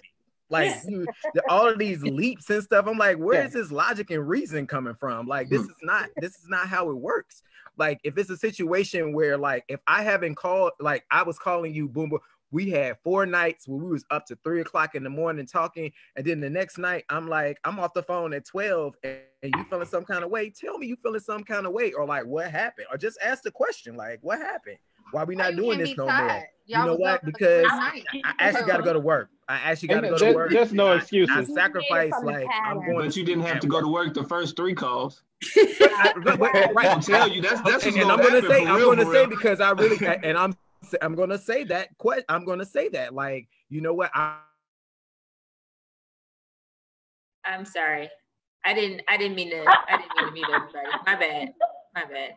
Go ahead, Daphne. I know I was just muted. She keeps muting people. I did not. I thought you had an announcement. I was about to say, oh, here we go. Am I ratchet? Am I that ratchet? No, you good. You good. I think to Charles' point too, that sometimes with women, what happens, we end up talking to other women about men as opposed to talking to the man. And so you talk to your girlfriend about like, well, he calling me all the time and he's doing all this. So I feel like he want a relationship. And then the girlfriend is like, yeah, girl, because I mean, why else would he be doing this? Well, really, I always tell my friends when they come to me with that, I say, talk to the dude. Just ask him as opposed to trying to play detective. Or Tonya, even furthermore, or talk to a dude, right? like talk to a real guy and get some real guy. And that's why it's important. And I don't even want to inflame you, Brittany, but that's why it's important to have male friends, right? Like that's why you need to have friends. I'm just saying, because if you have a legitimate friend, they give you that insight, right? So you ain't got to go to Cosmo or, you know, one of these blogs, Love B. Scott or whatever, where they're trying to tell you how we think. And it's like, nah, go to a real dude. A dude to tell you how a dude thinks. And he'll let you know whether or not that was game. You know what I mean? All different. People stay going to the person that's not the actual person, right? Right, I agree with you. I think you said it right the first time. Go to real dude, because most guys aren't finna talk down against another guy. Like unless they hate. Right, unless we hate. Like I'm never gonna say, I'm never gonna say, hey, well, Daniel did that. Yeah, well, no, I'm never gonna come out of pocket like that. Why not go to that guy? So right. That guy. Okay, wait. So you wouldn't come out of pocket. You wouldn't come out of pocket with guys that you know personally, or you wouldn't come out of pocket with guys in general. Good question. Guys I know personally, I'm never doing it. If I know you personally, I'm never doing it. Guys in general, I think. So here's the thing. I only know part of what's going on. Come on, Steve Harvey. Go ahead. You wrote the book. Right. I only know part of what they talking about anyway. Depending on that friend, depending on my female friend, I know like, hey, she talks this stuff all the time. She's still going back. Where do I get off even talking down? She's going to go back. Like I'm just not doing it. That's way too calculated. That's way too calculated. But but you know what? Like but you know what else is? But you know what else is? Hey, when I meet somebody, they gotta know, they gotta value me as a friend. They gotta know they got 3 straws before they break my back. They gotta know I'm on their frequency. They gotta know because I'm a Sagittarius. I don't play that. All that's calculated too. I agree with all of that. But what I'm saying is that like the situation is well I need to talk to somebody about it, and I'm talking to my guy and he's not going to say anything about it because he's like, I don't even want to deal with that because that's some girl stuff or whatever how he feels and all of that, or it's like I don't want to talk to a girl, so I don't talk to anybody. So I feel like that's problematic. No, I'm not suggesting be a bad friend. You know, just be a bad friend. I'm not saying that. Well, I'm talking about be somebody who's isolated, who needs to talk to somebody more so than like the friend. Right. So if somebody's isolated and like, hey, I need to talk to somebody. Okay, of course. Don't be callous and be cold. You know, what I'm saying is in general, if someone's like, hey, you know what, I got this going on, I got that going on with this guy, and I don't know. It's like, hey, just talk to him. Oh, damn. You know, I think we addressed that once before, but like my way of doing it is, and I always go with the friend first, and I always ask them, how do they feel? I'm almost like, I think they call that the Freudian technique, where you just get a person like laying down on the couch and you just ask them questions and kind of let them solve their own issues. Because if we're being honest, y'all, 9 times out of 10, people know what the fuck they supposed to be doing, right? What they want to do is they want you to validate their bad decisions, or they want you to tell them some shit that they already know, right? You don't get to be our age. They don't go to the source. Exactly, right? Because they already know. So it's like they don't want to hear the truth. Right. Omar said this at one of the earlier ones where we had a friend. She knew that this dude that she was dating, which was cool with us, she knew he wasn't on shit, right? But why are you trying to get me to narc out my boy, right? Like, so my thing is, you asked me, and I had a personal relationship with him. I'm like, I don't know. Well, how do you feel? You know what I'm saying? Do you feel like something is going wrong? But man, you know what? You probably need to, because my biggest thing is people always are searching for the smoking gun. And I feel like you don't really need a smoking gun a lot of times, because your intuition, your spirit been told you, like the fact that you feel a certain way is automatically an indication that something is wrong. So my thing is, search that out, right? Stop trying to get the proof, because 9 times out of 10, when you get the proof, if you haven't set up in your mind and you haven't told yourself that the real issue is the way that you're making me feel, right? Then in that case, once you get the evidence, you're still going to go back. And I think that's what Odell is saying. Like, once you get the evidence, he knows 9 times out of 10, if she hasn't made or she hasn't come to the realization that I deserve more, right? Then she's going to go back to him anyway. So it's almost like I ain't got to sit here and be that hater ass dude. Like, yeah, he ain't shit. He probably doing this. I bet you he doing that. I want to challenge you. That's different. Wait. That's different. Wait. I want to challenge Isaac though. Hold on. That's different from actually, like, if I'm going to the dude and I'm actually asking him about my situation and I need his advice, I don't expect him to be a hater. I expect him to be a friend. And if he's my friend, he's going to give me what it is that I need. And it's not necessarily going to be about him hating, but him just saying, look, I'm gonna just tell you straight up, dude's gaming you. Like it is what it is. Like the green light is gonna be green. You can't change it. It's not going, it is what it is. So I'm not necessarily looking for him to be that hater. Now, if he's a hater, that's probably because he likes me. Exactly. You see what I'm saying? And then we can deal with that on a different term. But I'm just going to him as like just a straight up platonic friend. No, I'm not expecting you to be a hater. I'm expecting you to tell me straight up what it is. Now, okay, so you are right in that regard, right? Because there are levels to that, right? Like in on some real stuff, like not even all right, I'm gonna be shallow for a moment. I probably shouldn't say this, right? I know. Y'all forgive me, right? But attractive women sometimes have different obstacles, right? That you all have to undergo, right? Because I already know. you may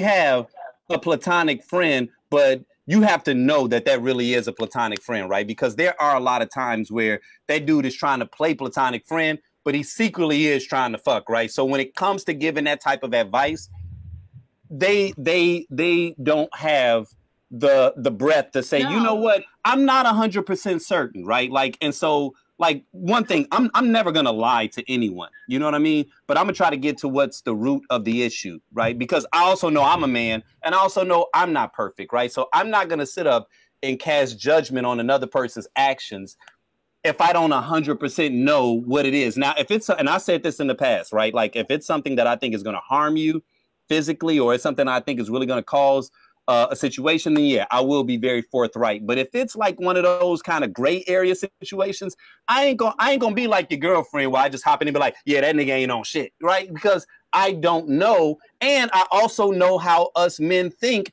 and it may be a situation, right? It might be multiple shades of gray, and me knowing that I've sometimes existed in that gray area, I'd be a hypocrite. I'd be a hypocrite to castigate this dude for doing something that I know I was in a situation similar and I made this action. So sometimes you do gotta kind of tiptoe around it like, well, I don't know, right? And I don't think it's about loyalty to the code more so than just understanding that it's more nuanced than what meets the eye, right? And so that's what I'm trying to do. I'm trying to be nuanced. And then also, I also want people to do what the fuck they want to do, if we're being honest, right? Because sometimes people will ask my advice, but really, like I said a moment ago, they're looking for permission to do something that they already want to do. And my thing is I'm not going to judge you either way. So don't come to me so I can be the pious, righteous person and tell you what not to do if that's really what you want to do. So that's why I'm like, I'm gonna focus in on that. I have a question. Because I feel like sometimes it's dependent on the friend. For the most part, I do allow my friends to be autonomous, do what you're gonna do. If you like it, I love it. And you know, like I have a friend who's in a dating phase and she's seeing a lot of different people, and from the outside looking in, people could feel like, oh, she out here. But for me, I'm like, she's enjoying her life, she's being careful, that's not my business. But I also feel like she looks internally to determine like, okay, am I seeing this many people because I'm seeking attention? Or like, I feel like she's very good at like self-reflection. But if I felt like she was just out here and it was in a either dangerous way, or she was clearly trying to fill holes that, you know, a person can't fill, I think that that's when I would have something to say about it. So for me, it does depend on the friend. Yeah, I would agree with that.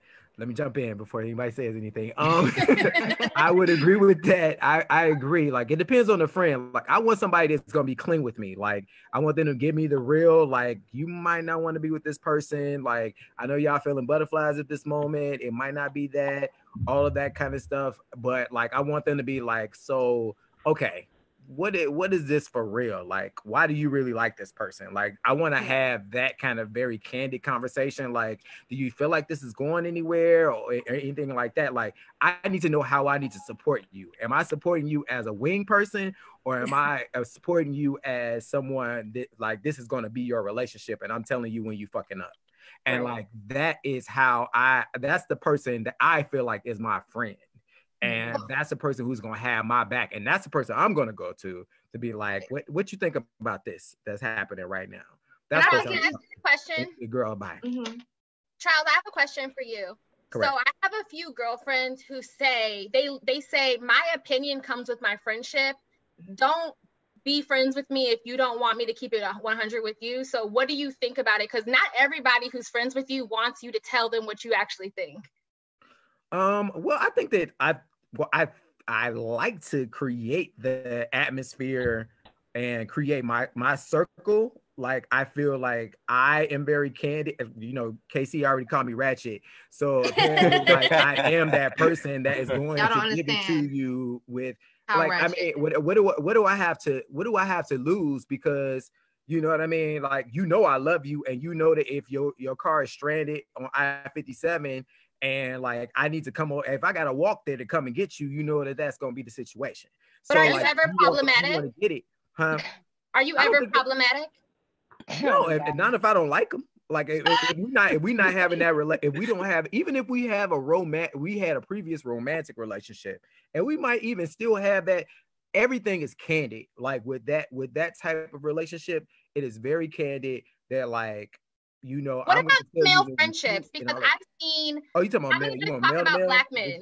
I've seen a lot of my black male friends not hold each other accountable, and they keep it 100 when they're not together. But I've seen, and it kind of bothers me that they don't hold each other accountable for the bullshit that they're doing. So, do you keep that same energy with your male friendships? I do. Would you? Yeah. But like, wait a minute. Hold on. Wait a minute though, Aisha. She just came for your neck. Yeah, a little bit. I need. All right. I need more data, and like, I need an example. I need an example, and then I also want to know: do you do the same thing? Because I kind of feel like women are the same way, right? Like, we all got friends that we know ain't shit, right? And like, do I really want to put myself in a position to be constantly policing this nigga? You know what I'm saying? No. Here's the deal. Because he already told you who he is. He already told you. You ain't got to police him. Go to the bar and kick it. The women that's dating him knew he wasn't shit, right? Like, so why I gotta be the one that... I just don't want to get in a fight. I don't want to get in a fight so I get kicked out the club. That's how it goes. Like, that's at that point when you got that dude that's your friend, then you just know I got to keep an eye on him, because like, he might try to holler at some dude's girl. Like, that's, you got to know who you friends with, and you got to know if you want to still be friends with that person. I feel like a lot of my dude friends are hoes. A lot of them. So this goes back to what I was because for me, and girls. all my friends know that I'm the person. If you come to me, if you tell me anything, you come to me. If you're not listening just for an ear and you want some type of advice, I'm gonna give you the raw. I'm gonna tell you the shit that's not friendly. I'm gonna not sugarcoat nothing. I'm gonna give it to you. So all my friends already know that about me. So if you are a part of my friend circle and you come to me, I'm either gonna sit there and be silent, or I'm gonna say what the fuck is on my mind, and you may or may not like it, but that's what you get from me. And majority of my friends I've yet to be told, unless they're just afraid, I've yet to be told that they don't like that about me. And most of my friends appreciate the fact that I'm not going to be 100 with them. I'm going to be completely honest with what I need, whatever I feel about the situation. And Rashida, just to piggyback off of what you just said, I think that a lot of people need to be a little bit more aware as to who they have around them and the people that they keep in their circles. Because a lot of times people have an issue with themselves, so they keep people around them that are performing just below them enough so that those folks can big them up all the time. So anytime they have a question or an issue with a relationship, the other person is always the enemy. They've never done nothing wrong. But if you really want somebody to give you the real, their real perspective, those type of people technically shy away from that, shy away from the folks that will provide them the information that they need, especially if they want to talk to somebody. I think it's important that people should talk to people and discuss when emotions get complicated, because that's when bad decisions are made. So it's okay to have somebody that you can talk to.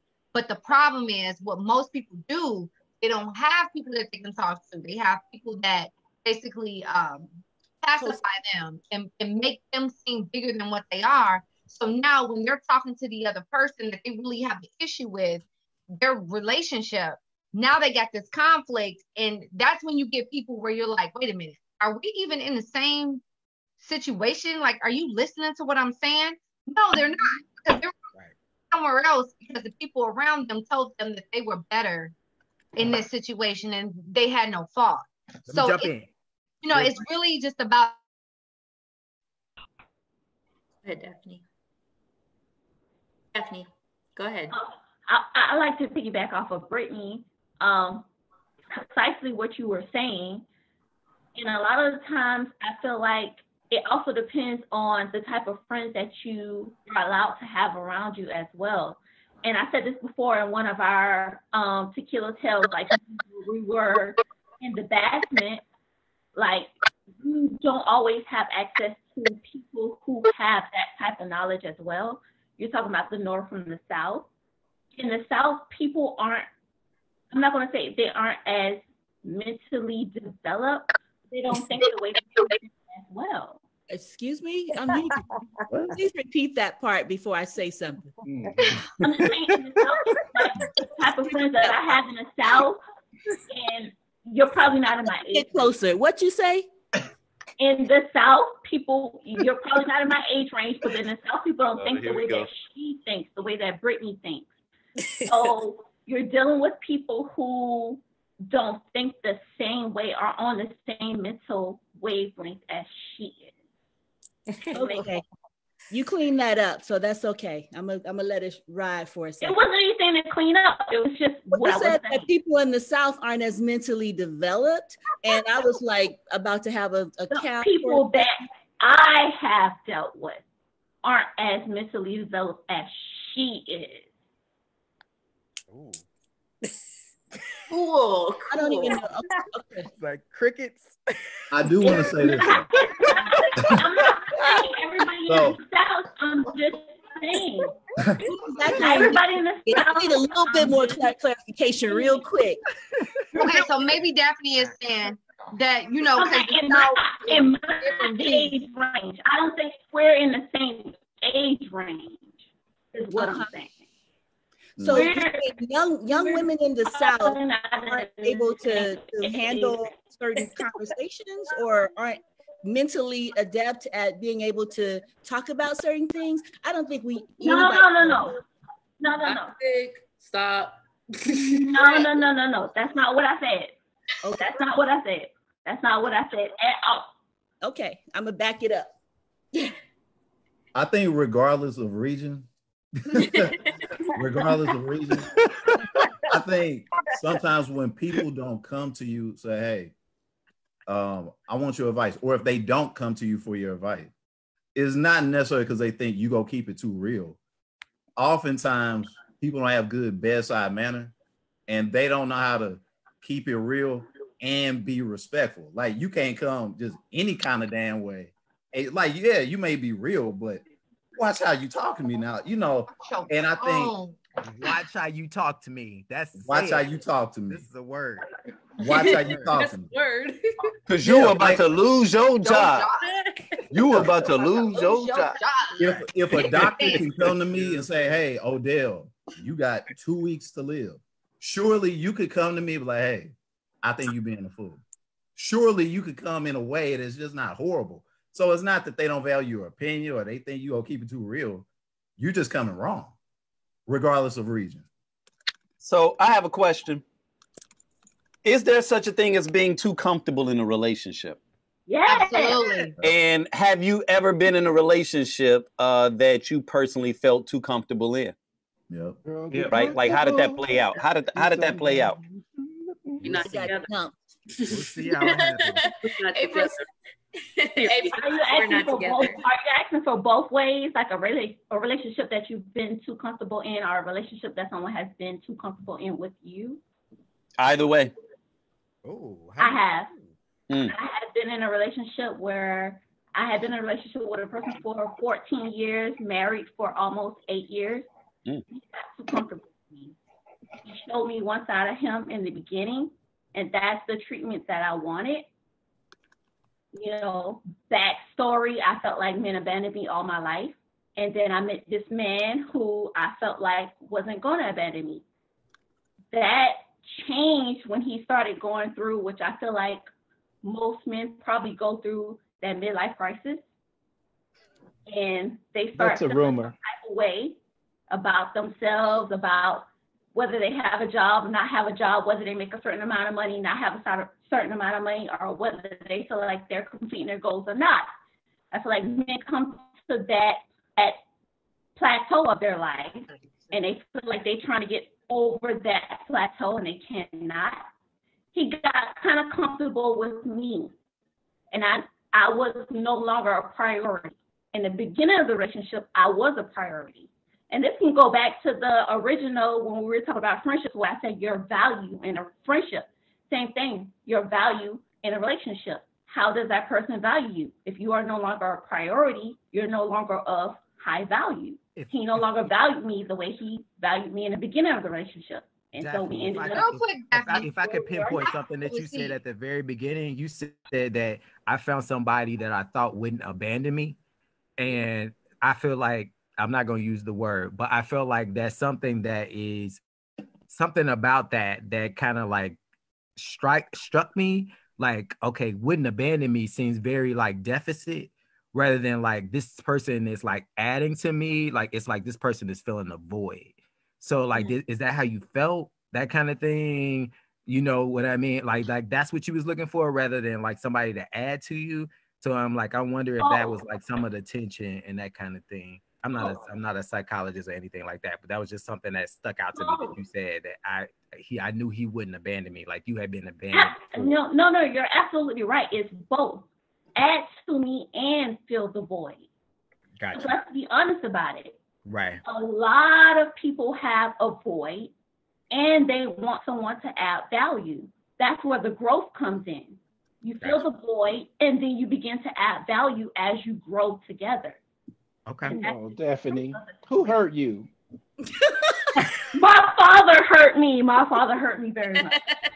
I want to hug you right now. It's gonna be okay. Daphne out here cutthroat like hug me at the last tequila tales when we was at the bachelor, but you chose not to. Hug me next time. I'll be at the next one when we have one. Ortels don't let you forget shit, huh? She's still thinking about how you did her trauma. I didn't know I hurt you. I didn't know I hurt you. Hey, Khalid. Mr. Khalid Scott. Where you been? Okay, well, I've been sitting back for the last 2 hours observing, because this is my first time, and I like observing first before I do any talking. And I am a clinician. I'm a marriage and family therapist. I'm an LCSW. Been doing this 27 years, and probably I'm 51 now. But back when I was your all's age, like in my late 20s and 30s, I used to come to relationship tests. Thank you for the late 20s and 30s. Thank you for the late 20s and 30s. I'll take that late 20. I'll take that late 20. I'll take that. I'm gonna take that. I'll take that. I'll take my Facebook profile. Absolutely. I'll be young and dumb again. That's fine. That's fine. I'm a 57-year-old Filipino man, so I appreciate it. But you know what, guys, what I have observed in my 27 years, talking to people in the most intimate settings. I'm married. I was married, divorced, you know, and been in different relationships. Is that, guys, it starts off with how we see ourselves, how we love on ourselves. Because I tell people all the time, you are a mirror image of what you're going to receive in the love department. And if you are broken, if you are shattered, you will attract broken and shatteredness. And some of us, like for me, like I said, I'm a social worker. I attract, and I'm a Cancer. So I attract damsels in distress. And it would make sense that I would attract women who are in distress, because look what I do for a living.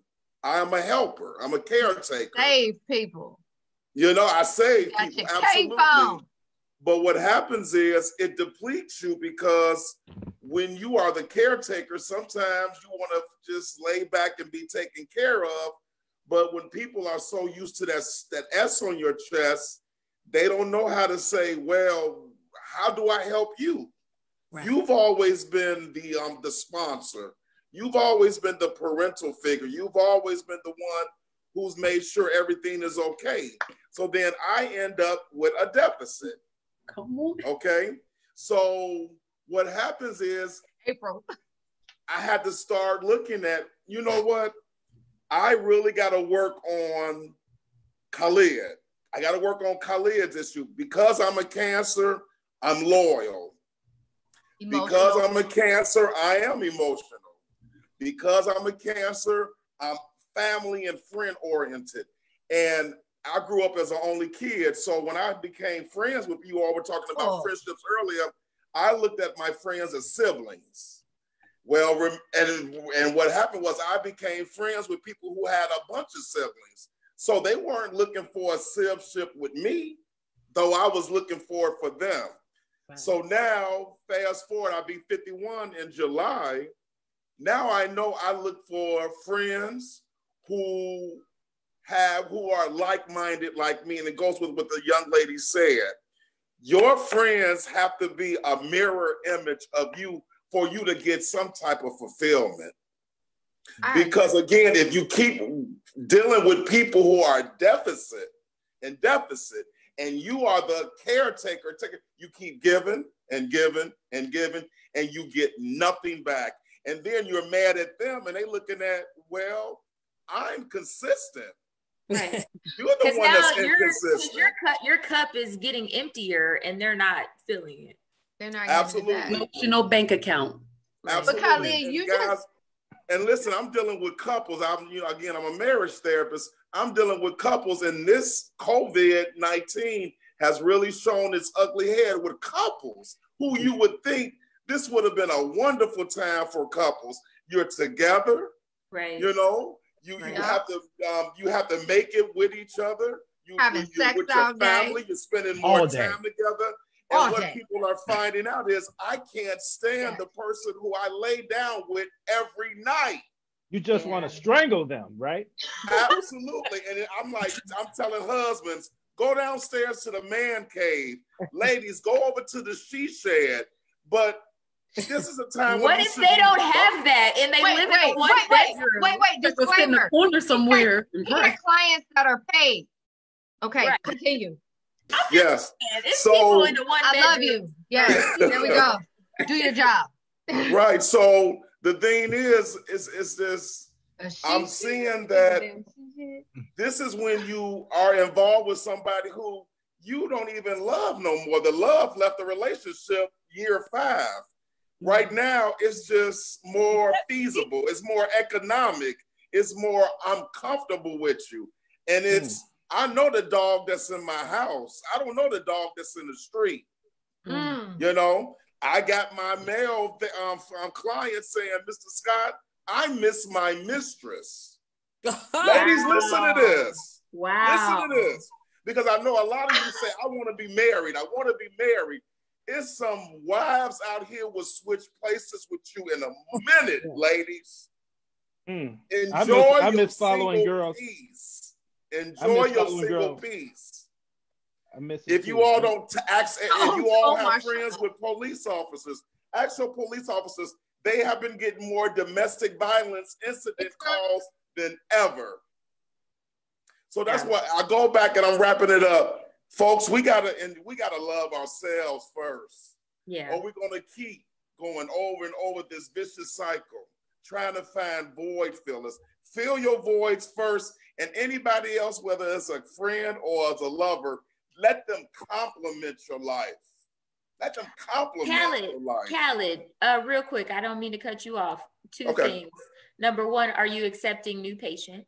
Thank you. I am booked solid. I have 40 clients. I have 40 clients. You cannot cut it off. I knew he was booked. That's why I was like, let me not put his information on blast. How you gonna cap your money like that? I got insurance.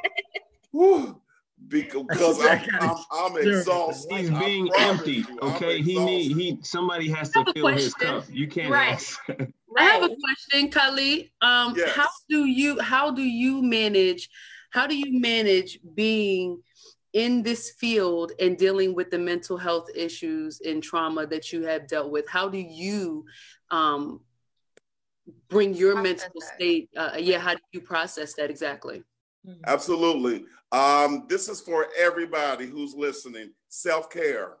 Self-care.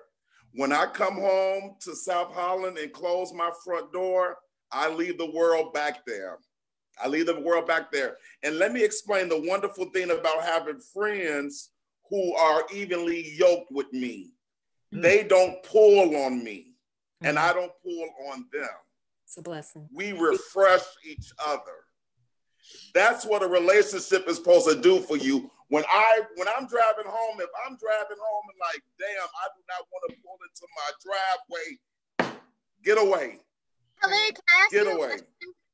Yes, ma'am. So my question to you would be, for the relationships that you had to let go along the way, how did you navigate that? Because you've had to definitely enforce your boundaries, and everyone who was with you 20 years ago isn't there. So what did that look like? Because it's easy to talk about the relationships and friendships that are working, but how did you handle the ones that weren't?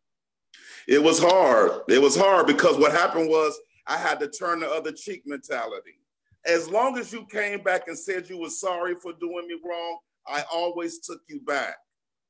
But it's something about when you, and just for me, it was something about turning 50. And when you turn 50, your filters go away.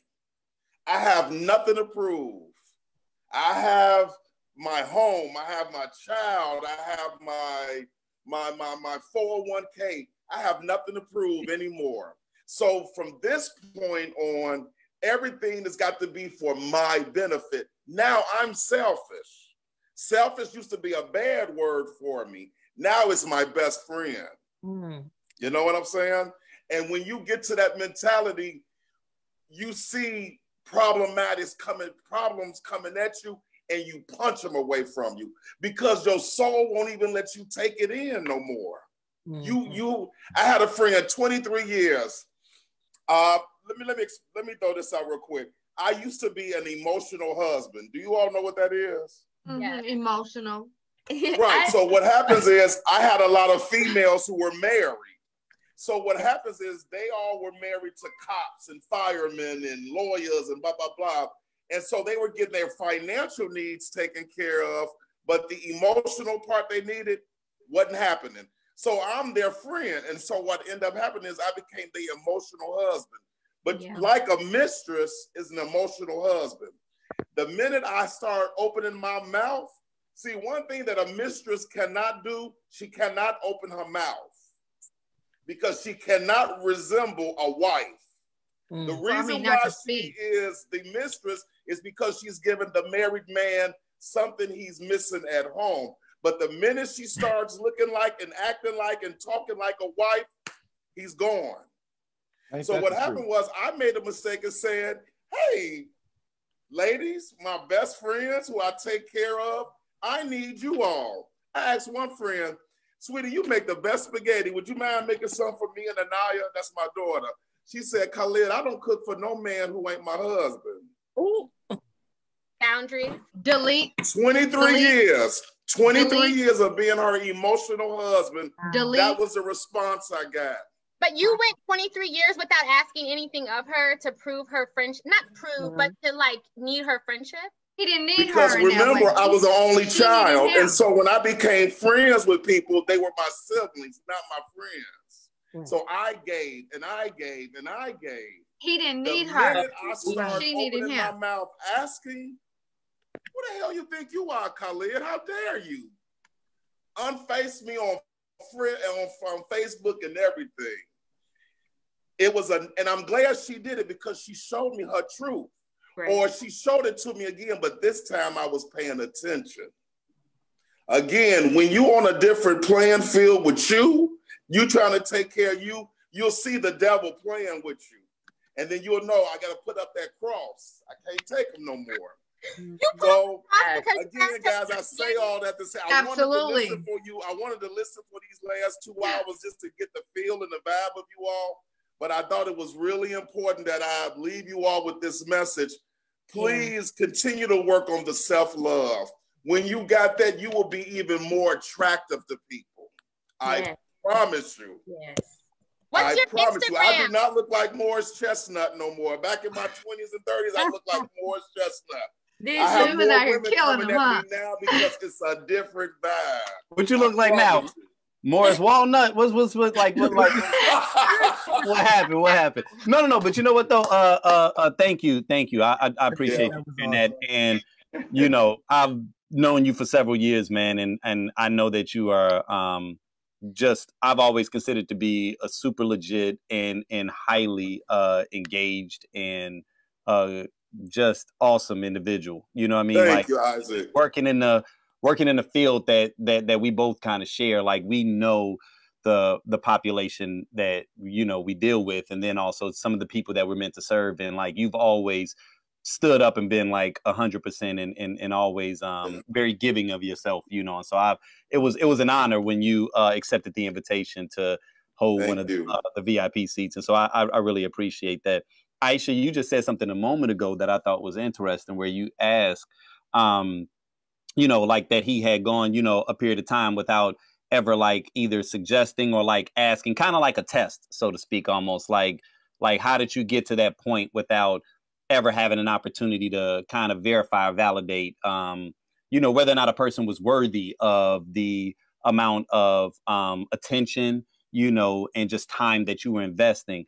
And so, a moment ago, I asked the question about, is there such a thing as being too comfortable in a relationship? And everybody was like, yeah, absolutely. Right. And, even minus having all the tawdry details of how that could possibly be. One question that I have is because if we know that there is a way that you can be too comfortable in a relationship, do you think that a person should ever like artificially create like a mechanism to prevent that from occurring? Right. Because that's kind of what you said a moment ago, right? Like you never hit them with a test. Right. So do you all think that a person needs to do that? Right. Because there are times where two people just naturally have chemistry. And a moment ago when we were talking about, the butterfly stage, majority of people in this call kind of shared that they don't love that phase, right? But the butterfly phase is when we typically are the most alert, right? It's when we care the most. It's when we're the most invested. It's when we're still showing our representative, right? And And when you think about that term, right, representative, that's kind of like you saying, this is my best self, or this is my ideal self, but it may not necessarily be your real self, right? So my question kind of digs into that space of, why is it that we don't figure out ways of how to perpetuate that best self, right? If that best self, or and I don't want to use the word maybe best, but like I said, that ideal self we were showing in the early stages when we felt uncomfortable, right? Why is it that we rush towards that comfortable space, right? And then furthermore, do you think that a way to kind of, and I don't want to use the word artificially, but do you all think that there are times where you do have to throw things out there just to ensure that, you know, you do keep the other person on their toes? Like, how do you all feel about that? Well, I've always tried to really practice not showing a representative. I want to be me from the jump, because I don't want anybody to ever say, well, you didn't show me who you really were. I didn't know this coming into the situation. I didn't this, that, and the other. I don't want anybody to ever feel like they were led astray or not given all the facts up front. Like, if you choose to go down this path of who I am as a person, then that's on you, because I've given you, I didn't hide any of myself from the beginning. So, you know, you're continuing under the pretense that you know as much as you can possibly know from a person right away in the early stages of a relationship. So I've tried always to not present as a representative, me personally. I don't think you can avoid it. To be honest, the representative, I don't think you can avoid it. Some people take it to a 10th degree. Yeah, and go crazy with it. But I think it's almost like being at, you know, a family function and your mama turning you and say, all right, now, don't you dare embarrass me. Okay? And you all know that conversation, right? So I think when you get into a situation where you're being presented to new people, you know, and you're learning a new person, go on your best behavior. You may not use such a foul mouth as you would technically use on a day-to-day. Me, I let it ride. What does your bae think? What does he think? Oh. What do I think about what? The representative? Her representative? Yeah, I mean, not my representative, just the representative, period. We ain't got to talk about me. We ain't got to we wanted tea. You wanted some tea. Yeah, give us the tea. Okay. We try to get that tea. Can he talk, Brittany? No, I think everybody does to a certain extent. I don't think it's a crazy thing for everybody, but I think it's almost like interviewing for a job. Right? You're gonna be yourself, but at the same time, you're always gonna put that best foot forward, especially when you know it counts. Right. But wait a minute, though, you guys. But wait a minute, because I don't want us to get too deep down the road of the representative, because we all understand to a degree that it's necessary. I'm saying once you get in that relationship, right? Like if you want to perpetuate that feeling of the person I'm with is still trying, right?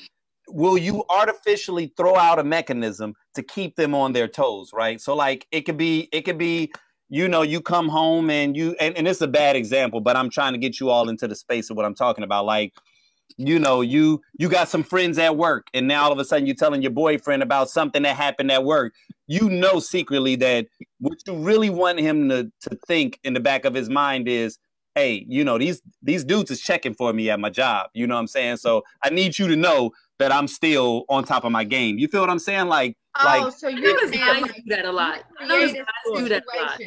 You create a situation, right? Because if you don't, then the flip side of that is we become very comfortable and now we're complacent, right? Like so how do you keep that? How do you keep that friction? How do you all keep the uncomfortability so that the other person doesn't just get to the point where they start taking you for granted? I had a situation. I think what you need to do is to keep them interested and engaged, but not uncomfortable. I'm not trying to play some game to make a guy think like, oh, you think you got me, but you really don't, because this guy checking for me, this guy checking for me. Because I'm tell you now, if a man comes at me and he's like, babe, at work, this woman, she all, man, she can't get enough of looking at me. And this other one, every time I let me help you pack your shit. I'm like, well, you're interested in what other people are doing. I suggest you go. Don't let me hold you back. So I'm not. Don't let me stop your dancing in the video. Wait. But Tonya, in the way that you're describing that, it would appear as though he is trying to tell you exactly what they're describing, where they're coming at you to say, hey, it's plenty of fish out here checking for me. Step your game up or stay intact. Now, if that is the tone of the conversation, then I would definitely agree with Brittany. It's time to pack your bags. But what if it's just an occurrence, right? I'll give you two examples. One, a girl I dated in the past, she was leaving some store or whatever, and she came back home and told me about this interaction with this guy. It was a lame interaction, but she was telling me it nonetheless to make fun of the guy. I didn't think of it as, oh my God, there's plenty of people checking out. But there was also a time where I did that with one of my significant others. And it was taken the way that Brittany's saying, oh, well, if you like that, that's what you want? Okay, well, why don't you go over there? And it's like, no, I'm telling you this because this was a crazy occurrence and it made no sense to me. I thought, it'd just be something to talk about. I think it's two things, Daniel. Like the second situation you just described where you said you were speaking about it to your friend, to your ex-girlfriend. To me, that just sounds like for whatever reason, outside of that particular conversation, she wasn't necessarily secure about her space with you. And so when you told your story, she wasn't in a space mentally to just receive it as like, oh, this is a funny occurrence. So like stuff like that, like, of course, I'm not going to be mad if some guy was like, oh, babe, on my way home, she's been funny. This old lady from church kept looking at my butt, telling me nice buns. I'm not going to be mad and trying to, telling him, you need to go get with the damn church lady. No, I'm not going to do that. Tonya. So question to you though, right? And also to everyone, but because I know a lot of times we have a tendency to sometimes associate dysfunction with like excitement, right? And I didn't want to go down that tawdry path. However, don't you all feel on some level that if there's never any, like pain in many cases is a necessary part of growth, right? And anytime that you become too complacent, that you become too satisfied, you stop striving, right? Like there is no growth without pain. Even when you think about everything that's going on right now with just what's happening with, America right now from a political space. A lot of people want to cancel 2020, but the reality of it is a lot of the issues that we're dealing with right now, we've needed to deal with for years, for decades, for centuries even, right? And so it's uncomfortable. It's uncomfortable to grow, but the pain in many cases is necessary, right? So how many times, because a moment ago you all said that you all have felt taken for granted in relationships. You all have admitted that there was such a thing as being too comfortable, right? So you can't have it both ways, right? Either what we're searching for is constant comfortability, or we accept that our growth and keeping things spicy is going to come with some level of conflict. Sometimes I think we think conflict and we think fight or we think dysfunction, but I'm talking about you feel uncomfortable in this space. That's what was happening during the butterfly stages, right? Is I didn't know if he was going to text me back, and that gave me the willies, but it also kept me alert. If I know your ass is going to be home every time on Tuesday is Taco Tuesday, Wednesday is Sloppy Joe's, Thursday is this, yeah, I feel comfortable in that security, right? But then there's no spontaneity. There's nothing else that makes me, so I'm asking that, like, you don't think that there's a significant or necessary degree of discord just to keep your Isaac, it sounds like you're describing somebody who's with someone who is not a fit for them overall. No, because you should be with someone that satisfies those essential needs that you have that are like your like deal breakers. If you need that to be like incorporated into your relationship, instead of breaking someone who just doesn't fit, and a lot of times it's only a narcissist who's making you feel inadequate, and it's like things about yourself that you actually enjoy, just go fucking be with somebody else that you don't have to struggle with in the areas that are like foundational for you. You're owed that. Or just have a conversation about the fact that you're not fulfilling all of my needs, but I want to come home to you every day. So if it needs to explore other options in terms of like I can fulfill those types of ways, even if it's a platonic friends or other options, then like have that conversation. I think a lot of it goes back to having the conversation with the person about these are my expectations. Like after you've had all of this, like a representation and been out, all this kind of stuff, you've gone through the 4th interview at this point. So it's like now, like we're at the point where like I'm telling you what my compensation is, like we telling you what we need, all that kind of stuff. We toe to toe at this point. Be real with them, like say with her or him or whatever the case may be, and be like, this is what I want, and this is what I've had in the past, and I liked it. And if you want it again, then say Charles, you want it again, and all of that kind of stuff. Like, do you think you can ask for that? Can you ask for? I just need a little more conflict. I just need a little more discord. I need you to disagree with me occasionally, right? Why would you not ask for the shit that you need in a relationship and be with someone who fucking does the shit that you? I'm sorry, I don't know if this is like a cursing situation. Yeah, my kids are drinking. Go for it. I gotta pick up Big Mama. Fucking with people who don't give them what they need.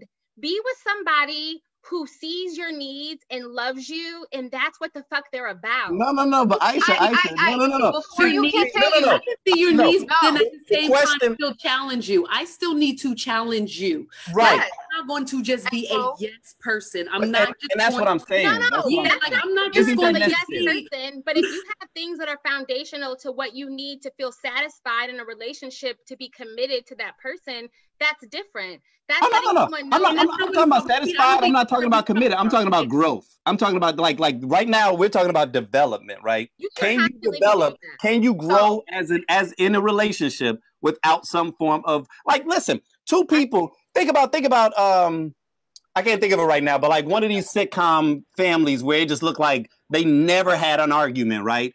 Are they really growing as a relationship, or have they plateaued? Do you plateau if there's never anything that causes you to go through some type of turbulence, right? How committed are you to a person that you're not going to everywhere in life, in order to grow, there's pain. I'm saying you happen to be with your perfect mate. You need to have challenges within your relationship. If you don't have challenges within your relationship, you are not growing. You have be able to, but you have to be able to challenge your partner and ask them hard questions that they do not want to necessarily answer. You have to be able to be in that space with your partner. And that's how you really know if you have a partner, if you are able to really get to the root of things and not just have this surface level type of relationship where anytime I ask you something that pricks your ego, oh my gosh, now all of a sudden you don't want to talk to me for 3 days. I ain't got time for that. Like 3 days. So you know what I'm saying? Though. But I have something to say. I agree with you, April. Like it is very important that in those situations you are communicating. Sometimes the challenge is that one person is growing and the other person is not. Exactly. So sometimes when that person that is growing, your first initial thought is not to grow without your partner. You're talking and throwing these ideas around with your partner like, man, I'm about to do XYZ to get this done. What you think about that? And their initial reaction is, like kind of off-putting and like kind of like trying to take you away from that idea of growth.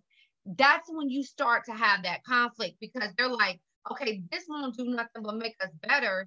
And how could you not be on board? So now you're uncovering those conversations and having those questions being posed to that other person that is necessary in order to determine y'all future. Because if y'all are not on the same page, those are the moments when one person out of the group of you two in that relationship decides that, okay, we need to take this to the next level, or I'm ready to take my career in my life to the next level. Are you going to match me? Are you going to come with me? Are you going to support me in that move, in that journey? And when they find that that person is not on that and not ready for that, that's when the conflicts start. And either they're going to adjust and meet them or exceed them, or they're not, and the relationship is going to end. I feel like this is real quick, guys, real quick. I just want to get this out there because pimp story right I think there's a lot of great comments, but Isaac mentioned something earlier when he was asking the question. He mentioned Taco Tuesday and Sloppy Joe's Wednesday. So I'm just curious, like, who the hell are you dating that's making Sloppy Joe's on a Wednesday? Are they a nanny or a school teacher, or how old is this woman? I don't know this woman. I never heard this one, but who's making you Sloppy Joes on a Wednesday? Tacos on Tuesday. I made a hamburger helper the other day. I was slumming it. I know, but let me tell y'all, that shit was delicious.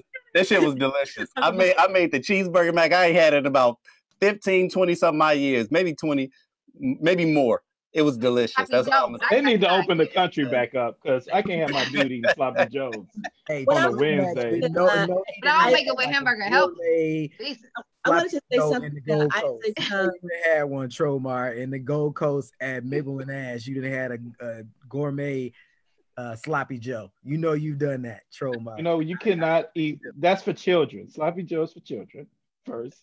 Did you have Isaac? Can I get back to real quick to what Isaac said? I want to say this for a minute.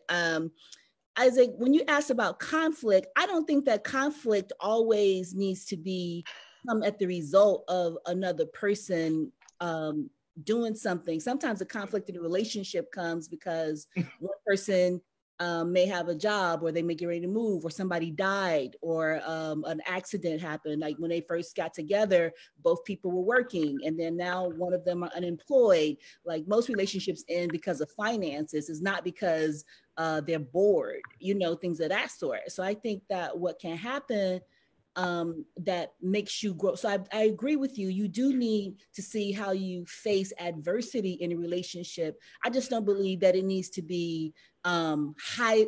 It doesn't need to be manufactured adversity. Life, if you live it long enough, will present it naturally. And then how you two navigate those spaces together, that's what's going to determine whether or not your relationship is going to be able to continue and grow together, or whether or not you two are able to part, because maybe you both had big houses, somebody gets laid off, things of this sort. Somebody's like, hey, the jobs market is too stressful. Let's move to a smaller town. Let's downsize. And the other person might not be on that, or they're struggling, or a man's ego is hurt because now his woman's making more money than him, or the woman is disappointed because she thought she had a guy who was taking care of her, and now she's expected to carry the brunt of the financial problems. Those are more realistic reasons, I think, why people struggle and where conflict comes, as opposed to just kind of being like, oh, let me see if I can make him jealous, or, oh, let me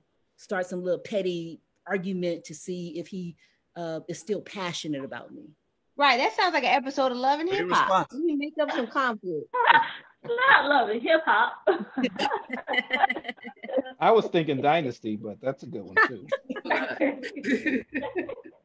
second that motion. Okay. So you guys, we started a little late, right? But my goal is not to keep everyone here forever. I do have the last question, and we're going to go off the rails a little bit with this one. But before we do, and we'll see if this actually works, because we've got some people on Facebook. I know they're dying to get this information. So I'm going to take you guys' screen over for a moment.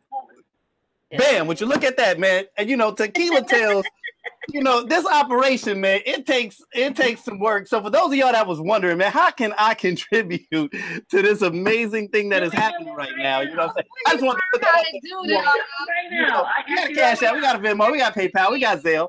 I'm just going to keep that up there for a second for the people. It's easy. It's the $, hashtag the Tequila Tales. That's all I had. You know what I'm saying? I just wanted to make certain that we was all on the same page. But nonetheless, we are about to go into our last segment, which is the last question. Oh, also, you guys. Classy. We have thank you. I know, right? Sometimes you just got to throw it out there, right? I was about to say something really ignorant. It was a Kevin Hart joke. I don't know what they did. But anyway, but no. Also, you guys, for those of you all that don't know, we have a podcast that we record infrequently, but it's dope when we actually do it. It's called The Tequila Tales Unleashed. It's available on all platforms, all the major ones, and we also are doing it virtually now. But I just had to throw that little commercial in real quick just because got you guys' attention before we go into this last segment that we will call Yin and Yang. Now, the cool thing about Tequila Tales is, you know, we talk about love and relationships, right? So you talk about love and relationships, but the two aren't always joined, right? Because there's many different types of relationships. And so one of the relationships that we're going to talk about now is our relationship with social media. But I want to start with yin and yang. And just so you all know, the broad topic is how does one balance being compromising and tolerant with speaking their mind and going after their desires? I wanted to take a slight pivot. I'm kind of curious, but, you know, I wanted to know, as it relates to your relationship with social media, how expressive are you on social media? Not that much. In terms of what? Very. No. Not very much at all. Like in your relationship? Expressive. Broad. I don't all about a relationship on social media because bitches be lurking. They do, but I feel like the only person that said that they were, Daphne, did you say you were super active? Very, very. Daphne, very. you can't do that, babe. No, but Debbie, you can't do that. So when I first got on, let me give you this. When I first got on Facebook, I was married, and I'm a massage therapist, and me and my husband wanted to open a massage therapy place, right? Oh, I thought you was going to say something else. Oh, yeah, I was like, whoa. Let me give you a quick definition. A masseuse. Time I was on tap out. A masseuse is someone who gives happy endings. And a massage therapist is someone who is licensed and does not give happy. Right? Oh, I just learned something new. I just learned something new. There you go. So never call a massage therapist a masseuse. We take offense to that. So I had just come through school, and me and my husband wanted to open our own massage therapy place, right? My school had closed, so we had a plethora of opportunity for, you know, clients to come in and get their massages, right?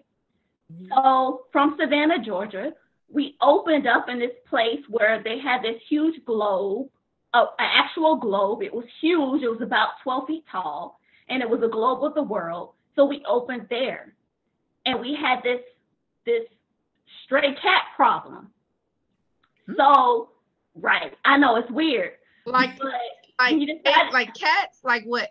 Like never mind. What I was about to say was going to be very racist. Okay, no, cats. Actual cats.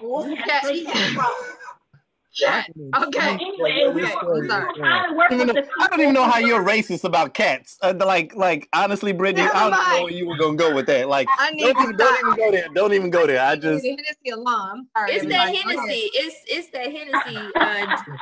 But no, we had a stray cat problem, and we were trying to get the local what do you call it? Animal control. Animal control. So, Daphne, when you say a stray cat problem, were the cats in the business? They were in the area of the business, so they were on the property. Let her tell the story. Let her Figure out live. where the cats were. I'm sorry. No, they were on the property. They were on the property. They were everywhere. It was a stray cat problem. They were everywhere. So we were trying to get the local what do you call it? Whatever. You know, to come out and get the cats. Right. So what happened was there ended up being an incident where the people who were feeding the cats on our property, who were not trying to get rid of the cats, ended up stealing some of our property. They were stealing like our banner flags and our posters that we put out to say that that was our property. So my ex-husband, I told him, I was like, you know, stop responding to them on Facebook. He didn't. He was upset because they were cats. He was like, I'm going to hit back at these people. And I was like, just stop responding to them. And he didn't. I'm very responsible. Daphne, you're saying this is why you're active on social media with relationship, like sharing your relationship information? No. I've always been active on social media. I'm giving the differences between two people who are active on social media. So you got a person who's been active. You got two people who's been active, but in different ways. That makes sense? Okay. Yeah, sure. Okay. Yes. So he was active in a defensive way, and I was more active in a more open way. I'm an open person. I've always been an open person. You ask me a question, I'll be open to you about it. Yeah. Well, I'm not overly transparent about my personal relationships on social media. I think it was Brittany who had made the comment that people are lurking and they like to be in your business. And, you know, in my early 20s, I was a lot more active with it.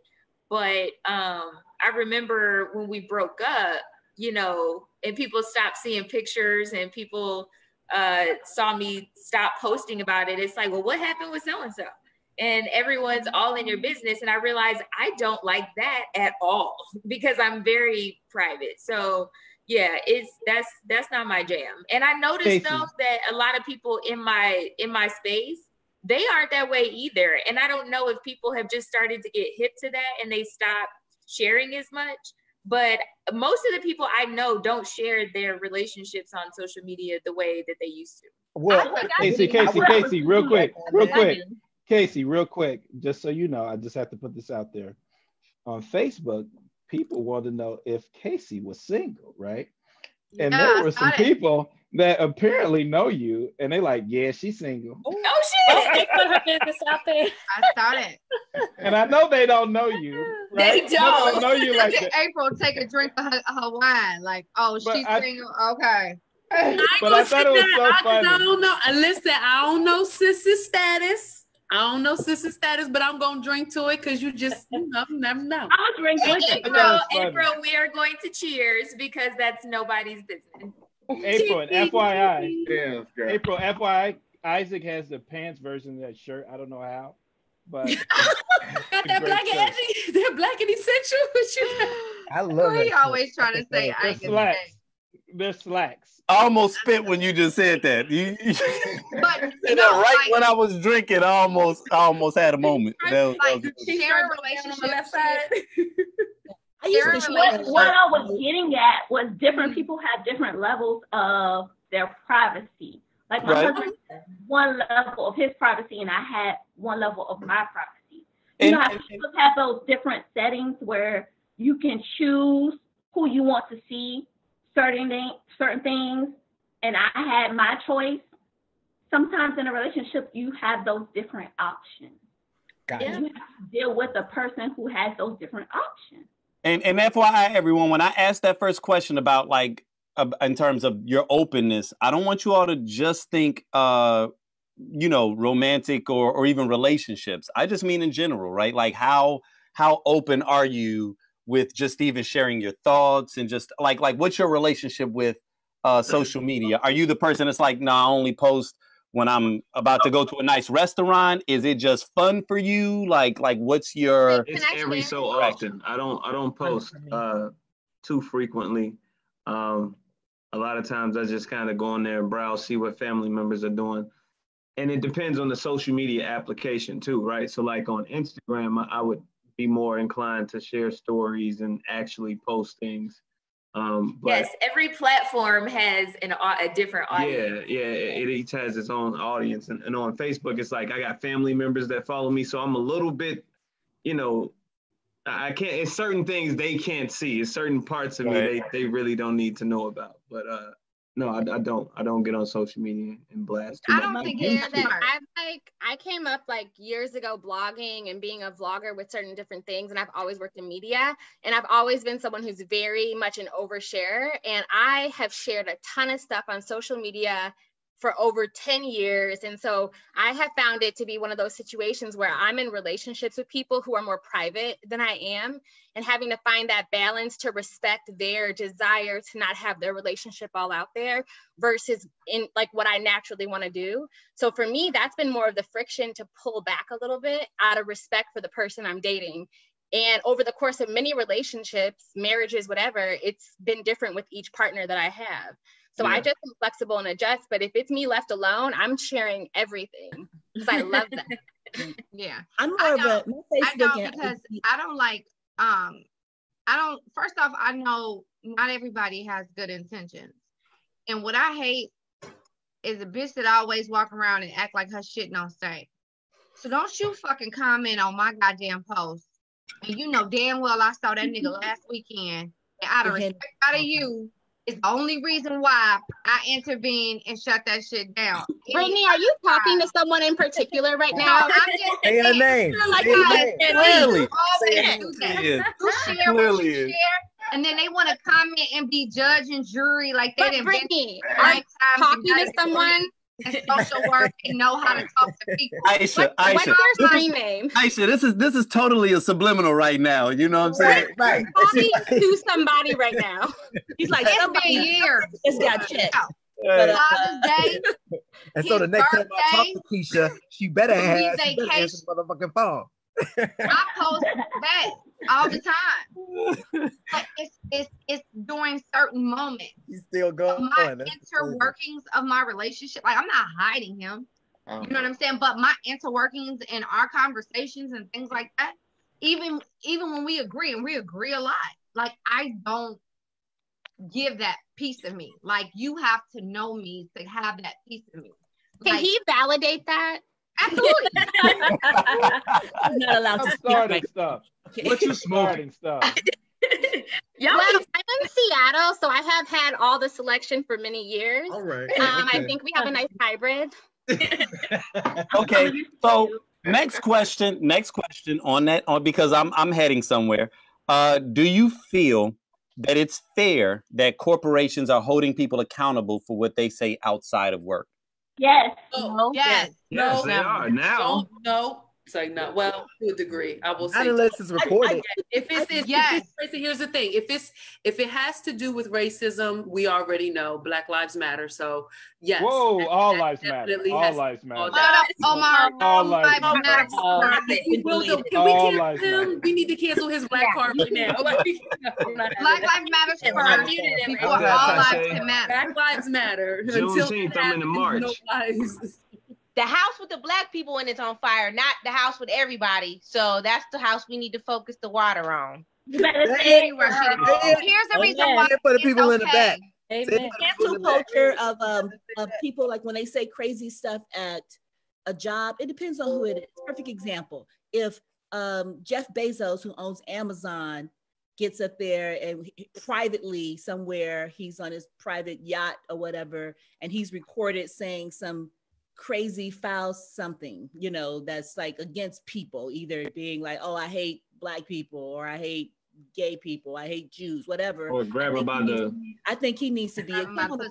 Now, however, let's say Tyrone, who delivers packages, and he's at his cousin's house, and his cousin's doing a Facebook Live, and he go, man, you know, how you feel about all this LGBTQ community? And he's just with his boys, and he goes, oh man, I ain't really with that. I don't get it. I don't understand it. I don't necessarily think Tyrone needs to leave his job, but then again, because he's not running the company, and he was expressing something privately, and his personal opinion doesn't really have any effect on Amazon or the community, period. Whereas when you're a leader and you're saying something, you're controlling the direction and hiring and the boards of directors, things of that sort. I need to watch what I say. Yeah, like Candace Owens, right? Tonya, I agree. The thing is though, like what you just put on Tyrone wasn't actually an okay statement. Right. So he shouldn't even get any feedback from that. You know, from what you just said. Culture you do. But even just him saying that I don't understand it leaves room for him to understand it, leaves room for somebody to be able to explain something to him. He's not saying fuck them or like, Brittany, they need to die. Can we just admit that we need to stop acting like people need to understand the humanity of someone else's fucking existence before they don't. They don't. No, what I'm saying is like we need to not be this fucking ignorant that like we allow people to make ignorant ass statements and we don't hold them accountable. And we need to be willing to hear some shit that's wild and hold people accountable to what they're saying. And you can do that in a loving way. But like the examples that you're giving make me feel like we're well beyond that. Even with like Black trans lives, like we need to like be, just because you may not get something doesn't mean that You need to express that. Google well, is I get the shit, Aisha. You don't have to jump on me. I'm fine. Okay. I'm trying to jump on you. I'm just speaking the word through you to Facebook. I got you. Okay. Right now. But also, too, guys, for the companies to hold people accountable. So think about it. If you were running a company, right? Your own company, and some of you probably are. When you create your mission and your value statement, right? Like what you stand on and the things that you believe in, and you're gonna hire people like-minded, and you give them that mission statement and that vision statement and those values and those beliefs that you believe in as a company, and then they go out with their friends and say, "Fuck Black people." You goddamn right, you finna lose your job. Well, yeah, that's but not Brittany, that's not what we're built on. Right, but the thing that I would refute, yes, that's wild for somebody to say fuck Black people. But I'm just saying, like, it would have to be in that extreme.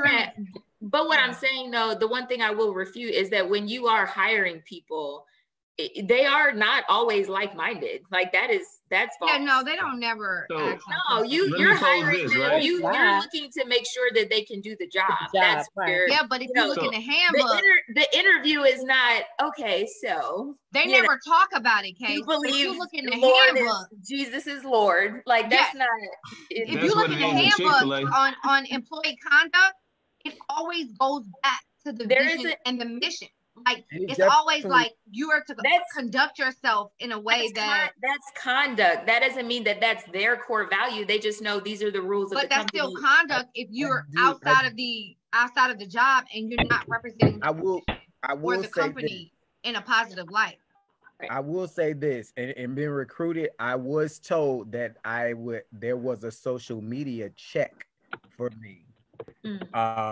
For a position. So I will say that it can affect, if it can affect hiring, it can affect firing. So like that's I will say that. And so make sure you deal with your privacy settings, because they was like, yeah, we went for you and we was trying to get in and we couldn't. I'm like, exactly.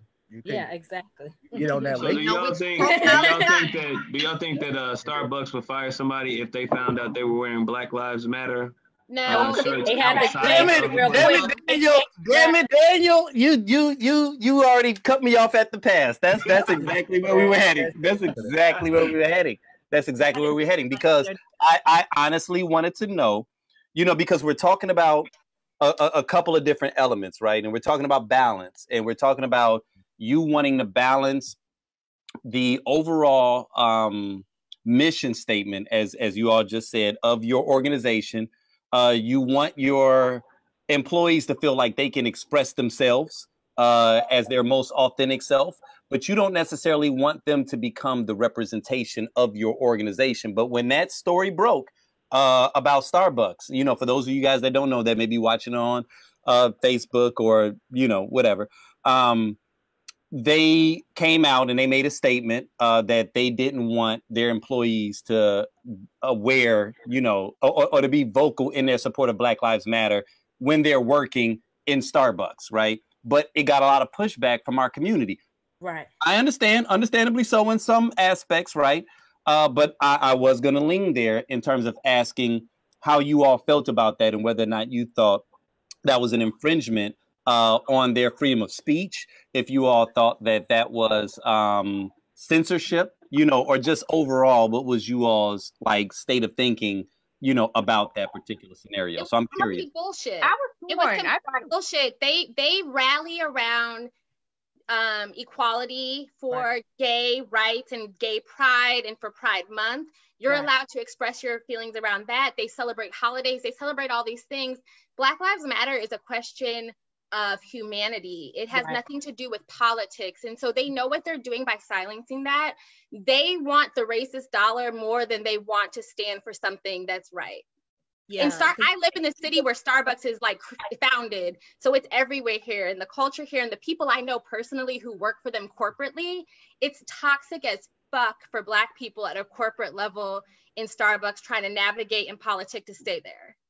To their credit, they had to change they did change the policy today because it just received too much backlash. So now they do have to allow their employees to if they want to wear Black Lives Matter memorabilia or whatever. That's a temporary thing, though. Yeah. You know, some time, I see how they really feel, right? We know how they you know really what I'm feel. saying? Y'all heard what happened to Chick-fil-A, but then they came back and tried to reprieve themselves. But No, I didn't hear that. I only heard what they did. I didn't. They tried to come back. What they do? Well, no, you know, Chick-fil-A told them not to basically be advocating. What was it, Casey, that they did? I don't know, but they've been consistent in the fact that they are Blue Lives Matter. Okay, no. Well, Chick-fil-A, we what just they talked about we did. What Daniel, what Chick-fil-A did was they unequivocally said that they supported Black Lives Matter, but they sent out a memo to company-wide asking all of their employees to, if you're going to advocate this stuff on your social media, that you not do it while you're wearing Chick-fil-A like uniforms and such right? And so, you know, even on the podcast, we kind of talked about that and we had a slight difference of opinion, but you know, my state of mind was they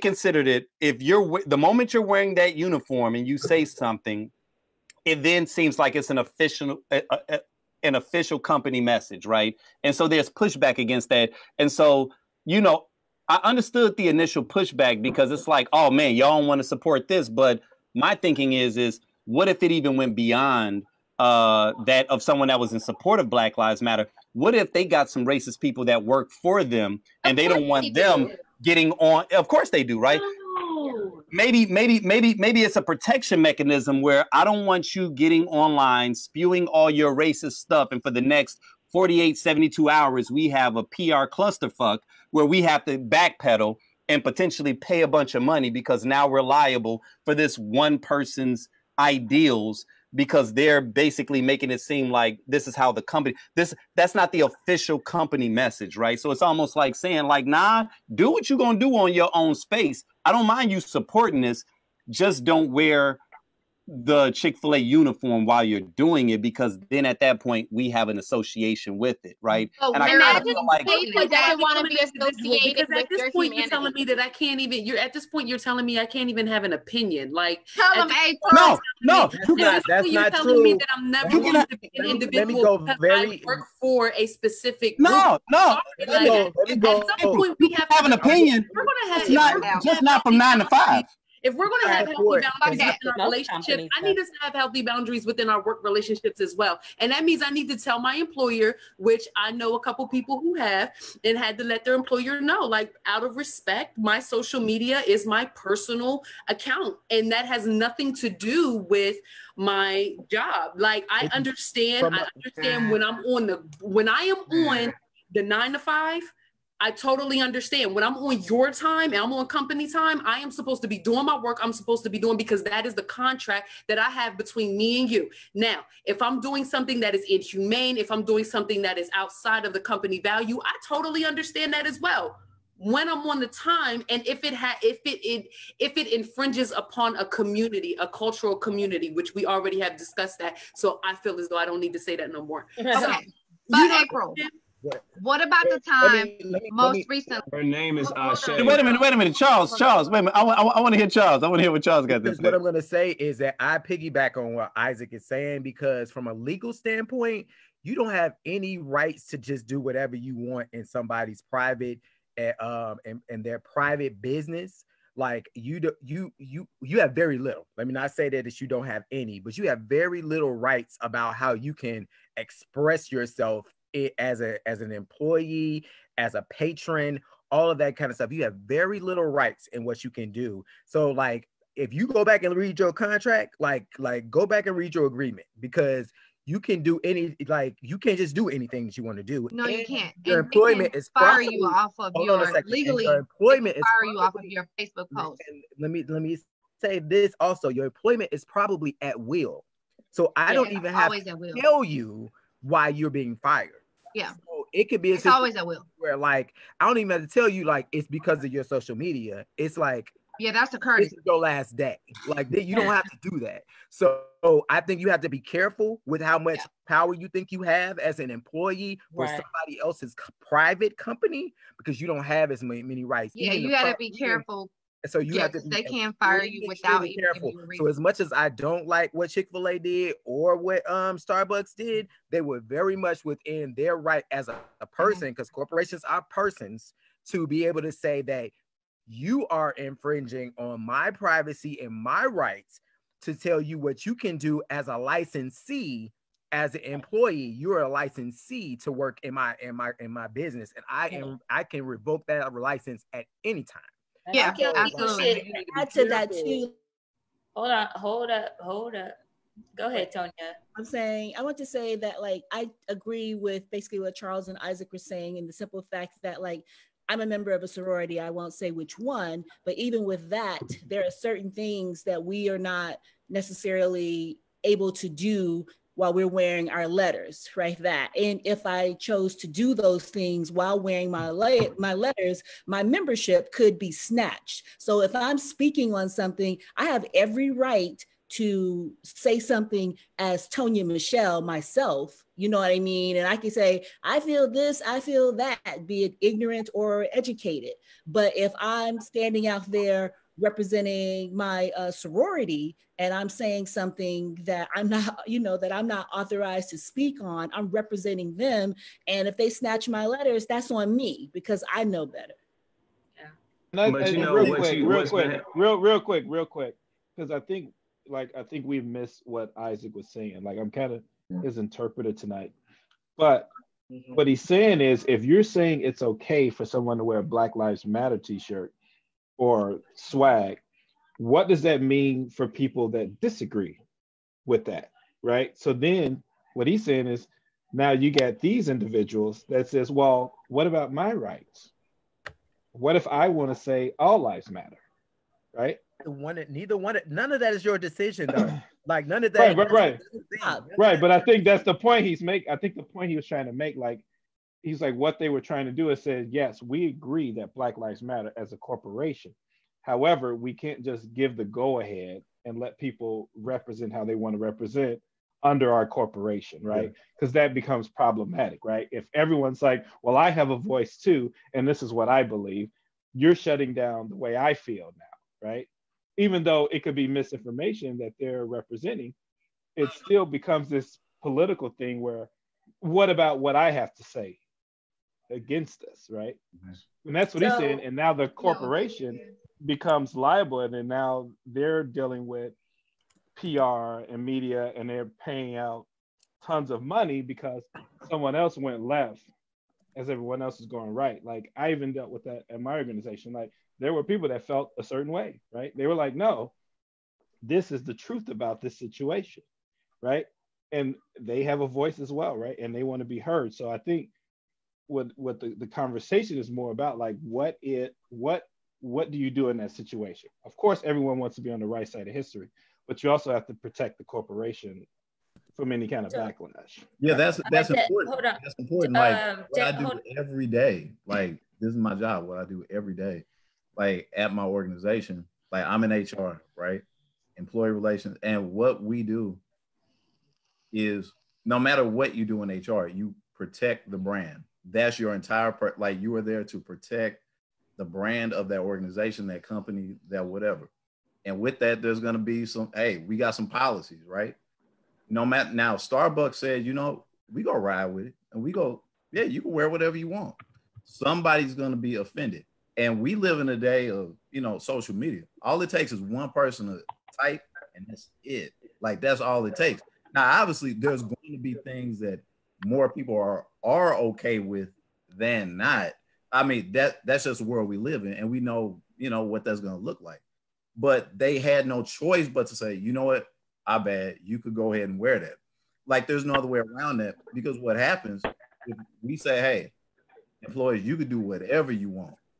That's an environment that will close companies down. Like, nobody is I got background music, right on, dude. But like, nobody's gonna be ready for that, right? And Chick-fil-A, like, I really didn't know about Chick-fil-A till maybe. Yeah. Daphne, I know Daphne had a point, and then I have a comment that I want to read. Go ahead, Daphne. I think a lot of corporations are dealing with what the military calls the don't ask, don't tell policy for veterans. So it's the don't ask, don't tell policy. Deal with your personal on your personal, right? But when it comes to what you represent to the world, you sign that contract. So it's don't ask, don't tell. And I feel like a lot of corporations try to go back to that because that was, it's almost like it was law, but not actually law, if that makes sense. The don't ask, don't tell policy was very strict and everyone knew about it.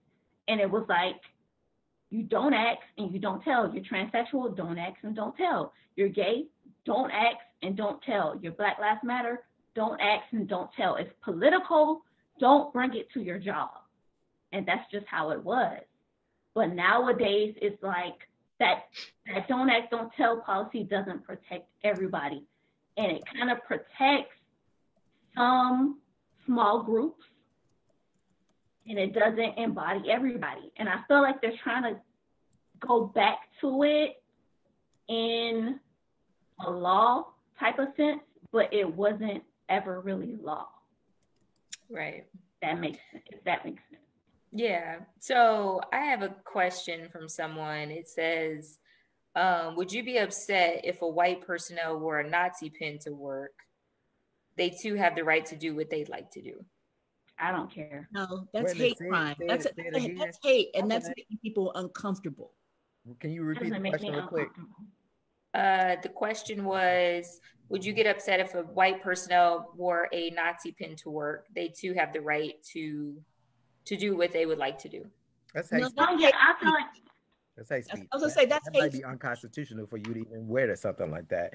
Yeah, that type of establishment. That's no, I wouldn't. You better be a Nazi at the crib.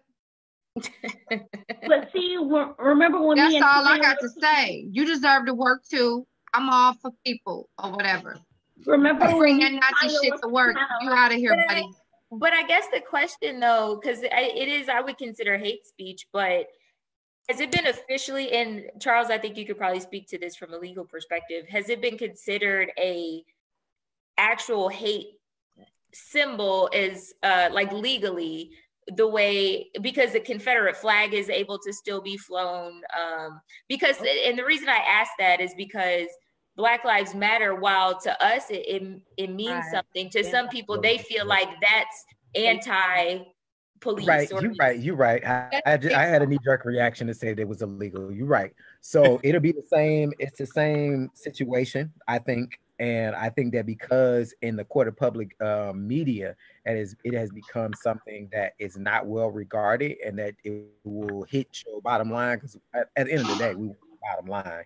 So like, if it's a situation where like Starbucks is now like a Nazi supporting organization, then like that's gonna go viral, all of that kind of stuff. You're gonna lose sales, and you're probably gonna go under, that kind of thing, or you definitely gonna get some big losses. So socially it's hate, but legally you're good. You could do that. You know what I mean? They could allow it if they wanted to. They could allow people to wear it. By state? I have a question for Charles. Does that vary by state, that law? Like in some places, is it it's nationwide that it's not illegal? It's not illegal because I thought hate speech was a federal crime. So that's the part that I'm confused. And like, because I do know that, there are hate crimes. And so the Nazi symbol is considered a symbol of hate, a universal symbol of hate in the United States. So with that, I'm just assuming with that wouldn't fall. I'm just trying to clarify. I think that the confusion comes in with whether or not it's like a public or a private forum, and that's why I said, like, I think I jumped out there too fast, because like she said Nazi and I was like, Nazi, no, but like that is not the situation. So because it's a private organization, so technically they can display whatever symbol they want. Exactly, but not necessarily at my job. But let me bring it back a little bit, because it's a semi-private situation, because it's a company. So this is a company, like, because of, and it's publicly traded. Into all of that, it's the same. but like because of the fact that, like, you know, licensing and all kinds of things. Like you are tied to the government. When you start a business, you are tied to the government in certain ways. And because of that, they can say that you can do things and not do things. That's why like they gotta allow Black people to come in to the rest. Like they can't be like, we don't want no Black people. Right. Here's the thing that we have to remember though, when it comes to that type of when it comes to hate crimes and things like that, yes, when we're dealing with the private sector, yes, they can set their own precedent, their regulations, but they still have to comply. They still have to comply with the state legislative. There you go, April. The federal, So the federal, not the state. Not necessarily, but it goes tier because you have to follow the federal precedent, but then the state also has their own set of rules as well, and that goes case by case, and that is where we have to change our law. And then if it even goes down to the local level municipalities, we have to look at that as well. And I think you're thinking about certain level. You can't go stricter than the federal. You just can't do that. Like the federal is like you can't go stricter than that. So like okay, but Charles, when we're talking in terms of employment, usually if you're going to dispute your employer about like a hiring tactic, whether you're, you know, if you feel like you've been discriminated against, it starts at the state level. Only when you appeal it will it go up to the federal level. I thought it was whichever law was more strict. I thought that's the rule that applied, whichever law was more strict. No, it starts at the state level. You can't go, like you said, no, Charles is correct. The federal law trumps any state law. Any state law, federal law trumps any state. Right. But when you bring legislation, like if you bring up charges on your employer, it starts at the state level. And then if you appeal, say for instance, your employer wins and you say, I'm going to appeal that because I think that was even misjustice. That will go up to the federal level. That will make it to its Supreme Court in the federal. It started with the EEOC. It starts with the EEOC laws, and then they create state laws from that, and then you create the process from there. So, like, it may be a situation where, like, oh, I apply on the local level first, and then there's a level where I apply state, and then if that doesn't go, then I apply federal, or it might just go straight to federal. No, it never goes straight to federal. It's actually like a building block, and you have to. You don't know. It goes state to state, so you don't know if it'll go straight to federal. Some people don't even have local. It goes state. I know for a fact. I know for a fact. Like employment law is like my shit. I know for a fact. Like it starts at the state level. If what is rendered at state you don't agree with, you have all human right to appeal. When you appeal, then it will take it to the federal level because now you'll try that case at the Supreme Court level of the federal law, and the federal law will take precedence at that time. So you guys start at the Hold on. I got the response to the comment that I made. She goes, listening to your responses, can you now understand why businesses don't want anyone to wear pins representing their thoughts? Wait a minute. So wait a minute, Casey. Not when you want me to wear it saving a cat. Wait a minute. So listen, you guys, you all went into the space that I 100% wanted you all to go into. So thank you for that. Awesome. I have one last question, and let's make this quick. I thought that was your last question. No, this is the last question, and I'm only going to ask Isaac. I have to pick up Big Mama. Look, 5 minutes, 5 minutes, 5 minutes, and then we're capping this. 5 minutes, and then we're gonna. I promise. But I only want to do this because I wrote these notes, and this is the end of the notes, right? So this is like a 360 thing, and I promise we're gonna 5 minutes because I've kept you guys long enough. But I'm only saying this because the Facebook viewership has been constant, and clearly y'all still lit in these comments and shit. So 5 minutes on this last question. I was asking all of you all that because, we asked about freedom of speech, how you guys feel about certain things. Recently Trump found himself at odds with his favorite communication tool when he made a tweet that caused Twitter to fact check him. And pretty much that created like an uproar. And it caused several legislators to call into question like certain laws that exist that are supposed to protect social media companies or social media organizations. Basically, social media organizations have been able to kind of fly under the radar because they are not the curators of the content. They're kind of like the distribution mechanisms.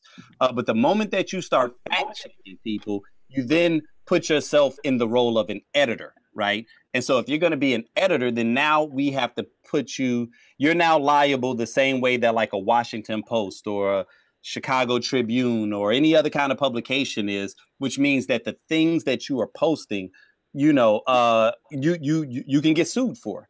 He ended up deleting the tweet, but then, as many of us know, 2 weeks ago, at the height of kind of when the protest and like the rioting and things began, he posted that incendiary post about when the looting starts, the shooting starts. So at that point, Twitter took another step where they were like, you know what, we just going to delete this post altogether because it was in violation of their rules and regulations. Inciting violence. Right, inciting violence. Mark Zuckerberg took a different approach. And he's been under a lot of fire for that recently. His stance, and I'm paraphrasing it, right? His stance has been more of one, not wanting to get too much into that political space, wanting to kind of protect free speech, but he also felt like it's important that we hear what politicians have to say, right? Because his stance was they're already scrutinized on pretty much every other media outlet. They need a distribution mechanism where we can hear how they think, right? And whether you love it or hate it, you still need to be able to hear how they think.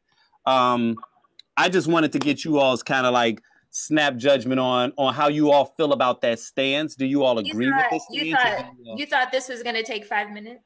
Well, no, we're just going to run through it real quick, because I don't even want to debate. I just want to know and I set it up this way on purpose because of the fact that we started with freedom of speech, right? And freedom of expression. Many of you all have already shared that you feel that, you should be able to speak your voice, regardless of whether or not it offends someone else. If it's your social media, you should be able to do that, right?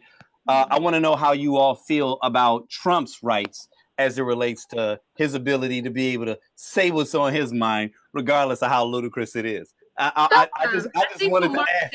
I think what Mark did was very wise, but just because of the strength that he stated that he wanted the people to be informed. He wants the people to be able to know what these politicians are really thinking, and they need to be able to have a platform because, like you said, they're already scrutinized on every side of the fence. So we need to be prepared, and I think that Mark took a very wise approach in saying, okay, I still need to protect my company. How do I protect my company? And then also, how do I protect the people that are patronizing this company so that they don't feel as though that their rights are being infringed upon as well? And with God, he is who he is. He's going to say what he got to say. So, April, do you work for Facebook? No, but I actually work for the Pennsylvania House of Representatives, so I understand when it comes to both of those aspects. I understand both dynamics. So yeah, the difference though is like with Twitter, to I guess go against your point, Ike. You said that Twitter took that comment down, and from what I understand, I don't know about that one, but basically they fact checked one. Yeah, and that was the other one that dealt with the voting rights or something like that. Yes. So my thing about Trump took that down. Right. Okay. So my thing about Facebook is I think that we should absolutely see the way that they think and that they should be able to post whatever they post. But I don't see anything wrong with, if you're going to fact check individuals, you can most certainly fact check politicians who are spewing either hate speech or facts that are not true. Well, they're not facts if they're not true. Things that are just false. So I think that, and it's their algorithms that are doing it, because I've literally seen people post like a meme or something, and Facebook can tell what it says and fact check it. So it's not a matter of you have to dedicate all this manpower because of whatever reason. Like, there's nothing wrong with them fact checking the people that are posting. Even if they are politicians, we can see how they think. But if they're just going to spew a bunch of lies, like blatant lies, I think that there's a responsibility to do it. I agree, Casey. I think that it's nothing wrong with them fact checking, but they can't just fact check him. So you're right. They would have to fact check everybody. And they do, and though. they do it to us. And they took Minister Farrakhan down, so I don't understand the difference. There we go, Nicole. There we go. See, I don't be posting shit on Facebook, so I don't know. I ain't been fact checked yet. You know what I'm saying? But I do know that he would only have a case of any kind of like, gross conduct. Like if he's the only person on the planet who uses Twitter and he's the only one getting fact checked. But as long as they apply the algorithm across the board, then I don't think that they would have an issue with that. I would agree. I would agree with that. And just, I mean, I think that it's and I don't hear everything, but I think that it's in alignment with their standards with regards to decency. So I think it's the same thing. Like you want to have accuracy, you want to have decency, and you got the across the board thing for that. So why not have it for this? Back to morals and values. I don't think that we have we don't have, when people say we have the right whatever we want on social media, I don't believe that's true. Like for me, I don't post anything on Facebook, Instagram, TikTok, any other social platform that I'm not prepared for my employees to see, my employers to see, my family, anyone I'm dating, You're working with the same brain. Anyone who's but I'm saying, and also too, I'm not paying for any of these services, and so I'm using them the same way they're using me in the sense. And with that being said, if I violate their terms of policies for whatever reason, I could say, well, I'm mad, but nobody's forcing me to be on Facebook. Nobody's forcing me to be on Instagram or to use Twitter, that platform. To use those platforms. And I can just go back to the 90s or some shit and just send everybody I know an email. Listen, we about to Tonya, we about to get Black Planet popping and get that back because that shit was awesome. I like to go on record to say that Black Lives Matter, and I do love Black people. I mean, the other part of it is like who actually reads those disclaimers and privacy statements and all that kind of stuff. It probably says like if you use the word "and," I can kick you off my site, and we don't even know. Like it just be like scroll down. I ain't got time for all of these. Scroll down, boom. Like it's so much stuff in there where they can kick you out. Like so much stuff where they can kick you out. So they had a South Park episode with that too, Charles. I don't know if y'all ever seen it. And just personally, me personally, like I don't think the social media regulation is the biggest issue that we're facing right now. I honestly think it's Fox News, right? Like it is the largest network ever, right? Like they're the largest network ever. And they solely support one party. They're not bipartisan. They solely support one party. I think that's a bigger issue than regulating Twitter or Facebook or what someone spews on social media. Like when you think about it, the people that are hitting the booth, like a lot of these people don't have access to a lot of these tools, but they do have access to Fox News, right? And that's where they get their information, right? And it's a lot of misinformation and it's a lot of propaganda. I think, to me, that's the biggest challenge. I think that should be why people should focus their attention on how do we break this establishment, right? For example, Fox News only supports one party, right? And their journalists, who are journalists, quote unquote, actually go out and campaign for one party. That is against journalism in general, right? But you don't see Twitter or Facebook supporting one party. They're basically saying, we're just gonna let these parties speak. But when you actually have the number one news network supporting one party, to me, that is a problem. That's a bigger problem than anything else that we can deal with. That's just my 2 cents. Do you feel like MSNBC does the same thing for Democrats? No, they do. No, I think that, again, it's almost like when we talk about being on the right side of history, right? When you know that one party or one network is over supporting one party, right?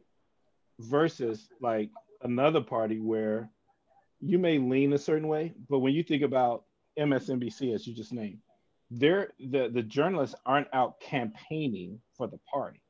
Fox News journalists are legit campaigning for the party. Like they're showing up at rallies. Yeah. They're legit campaigning for that party. I think I'm more worried about the local news and how that's being controlled by one company, and how every news station in local cities are being controlled by one. Like, because Fox News to me feels like they are clearly pandering to one side. But when you have the local news, which is supposed to just be bipartisan, that's concerning to me. Well, and the local news are dying out because they're being bought out by the bigger corporations, right? So they're losing their opinion as well. So that's why I read The Onion these days, right? Because I'm going to get information I need when I need it. Good job. Good job. So you guys, again, thank you. I incredibly appreciate everybody that stuck around, like everybody that's not only inside of this discussion. You know, I think we may have even had a little bit of attrition. For many of you all know, we didn't actually go live until 8:30, and it was our plan to go live at 8.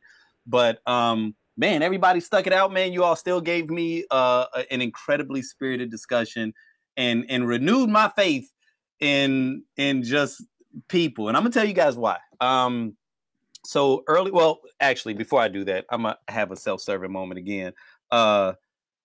Again, you guys, you know, if y'all are still watching this at this point, man, clearly y'all see some value in what it is that is happening right now, man. So I'm just go ahead and throw this out here. This is a little commercial that I'm doing right here. You know, Cash App, Venmo, PayPal, Zelle, whatever. But like I said, I want to get serious for a moment because earlier this, well, not this week, but last week, I lost someone that was very significant in my world. That's the best way to put it, right? Like we weren't even the best of friends, but he was significant, you know, and it was a gentleman by the name of Matt Cannon. He also went by DJ Question. He was who, by all intents and purposes, I consider to be our resident DJ. And I can literally list off all the experiences that we've had of just how his input and his gift impacted the Tequila Tales Live. And, you know, I'm a big fan of music, but even beyond that, just his energy, you know, and just the fact that he added so much value.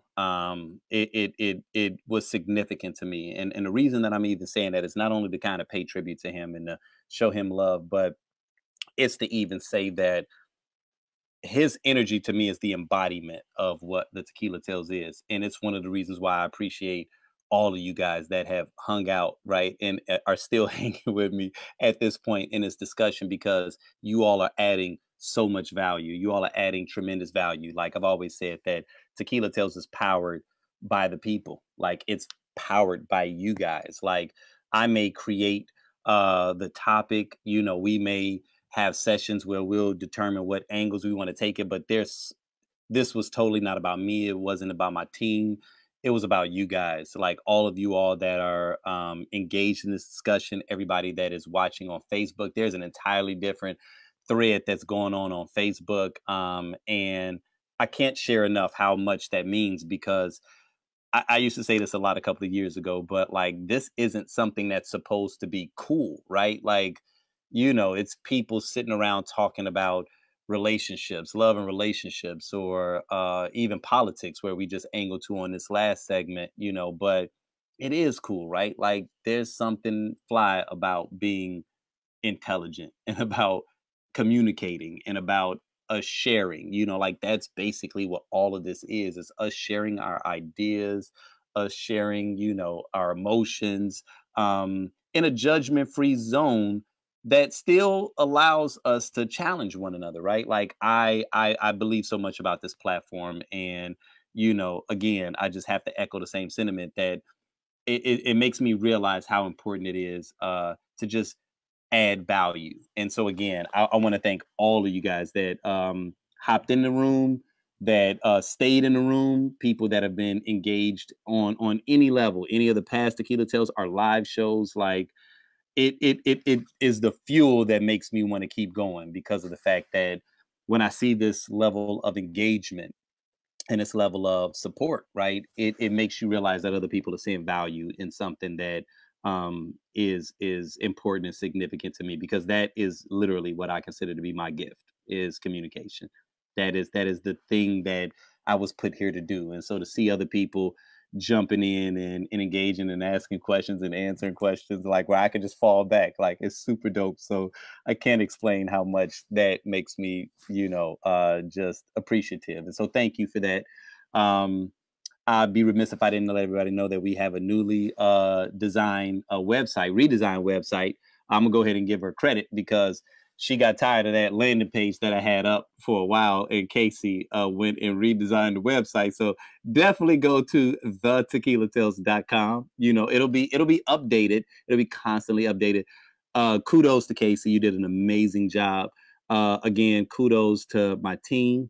Thank you all for everything that you all continue to do. I won't even go through all the specifics, but again, adding value. I think that's going to be the theme of 2020 for me, is like, how do we continue to add value, right? And that's a question that we have to ask ourselves. I cannot remember his name, so I don't want to say it and butcher it, but he's an activist, and he was very pronounced in Chicago with a lot of the protests that was going on. But he asked the question, and I wish I knew his name right now, but I don't. But one of the things he said is, you got to ask yourself, what is one thing that I can do to benefit my community, right? And, essentially it's the same thing, right? Like, how do I add value? Sometimes we think that us adding value is something that's got to be this big gargantuan thing, right? Like, no, we're all being called to do different things, and find your lane. Whatever your lane is, find your lane. It doesn't have to be everybody else's lane, right?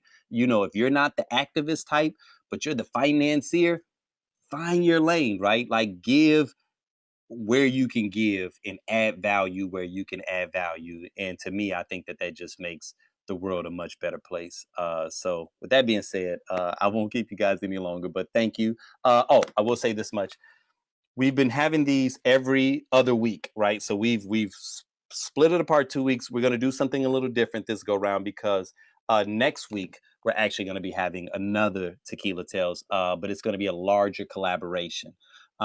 It's called Powered by You, and we are collaborating with a lot of other individuals. It was an idea that was birthed by a good friend of mine, Krishan Lampley of Love Corkscrew, and she reached out to us with the Tequila Tales, and we're going to be pulling in a lot of different artists, Chicago-based, and it's going to be kind of like I don't even know what to call it yet. We haven't really come up with a name. You know what I'm saying? It's like a telethon. Yeah, but like a telethon, but I don't want it to sound lame. You know what I'm saying? That sounds super lame, but I don't know what else. Super lame, right? But it's going to be like that. But just know, a lot of different artists, a lot of different activities. It'll be across the span of a couple of hours, but it'll be next Saturday. I believe that's the 20th. Is that the 20th? June 20th? Yes. I think so. Yeah, so June 20th.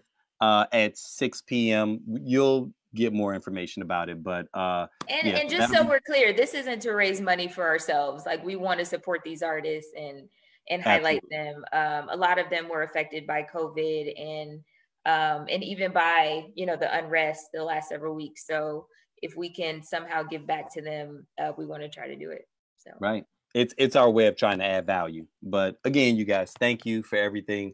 Yes. I love you guys, and have a good night.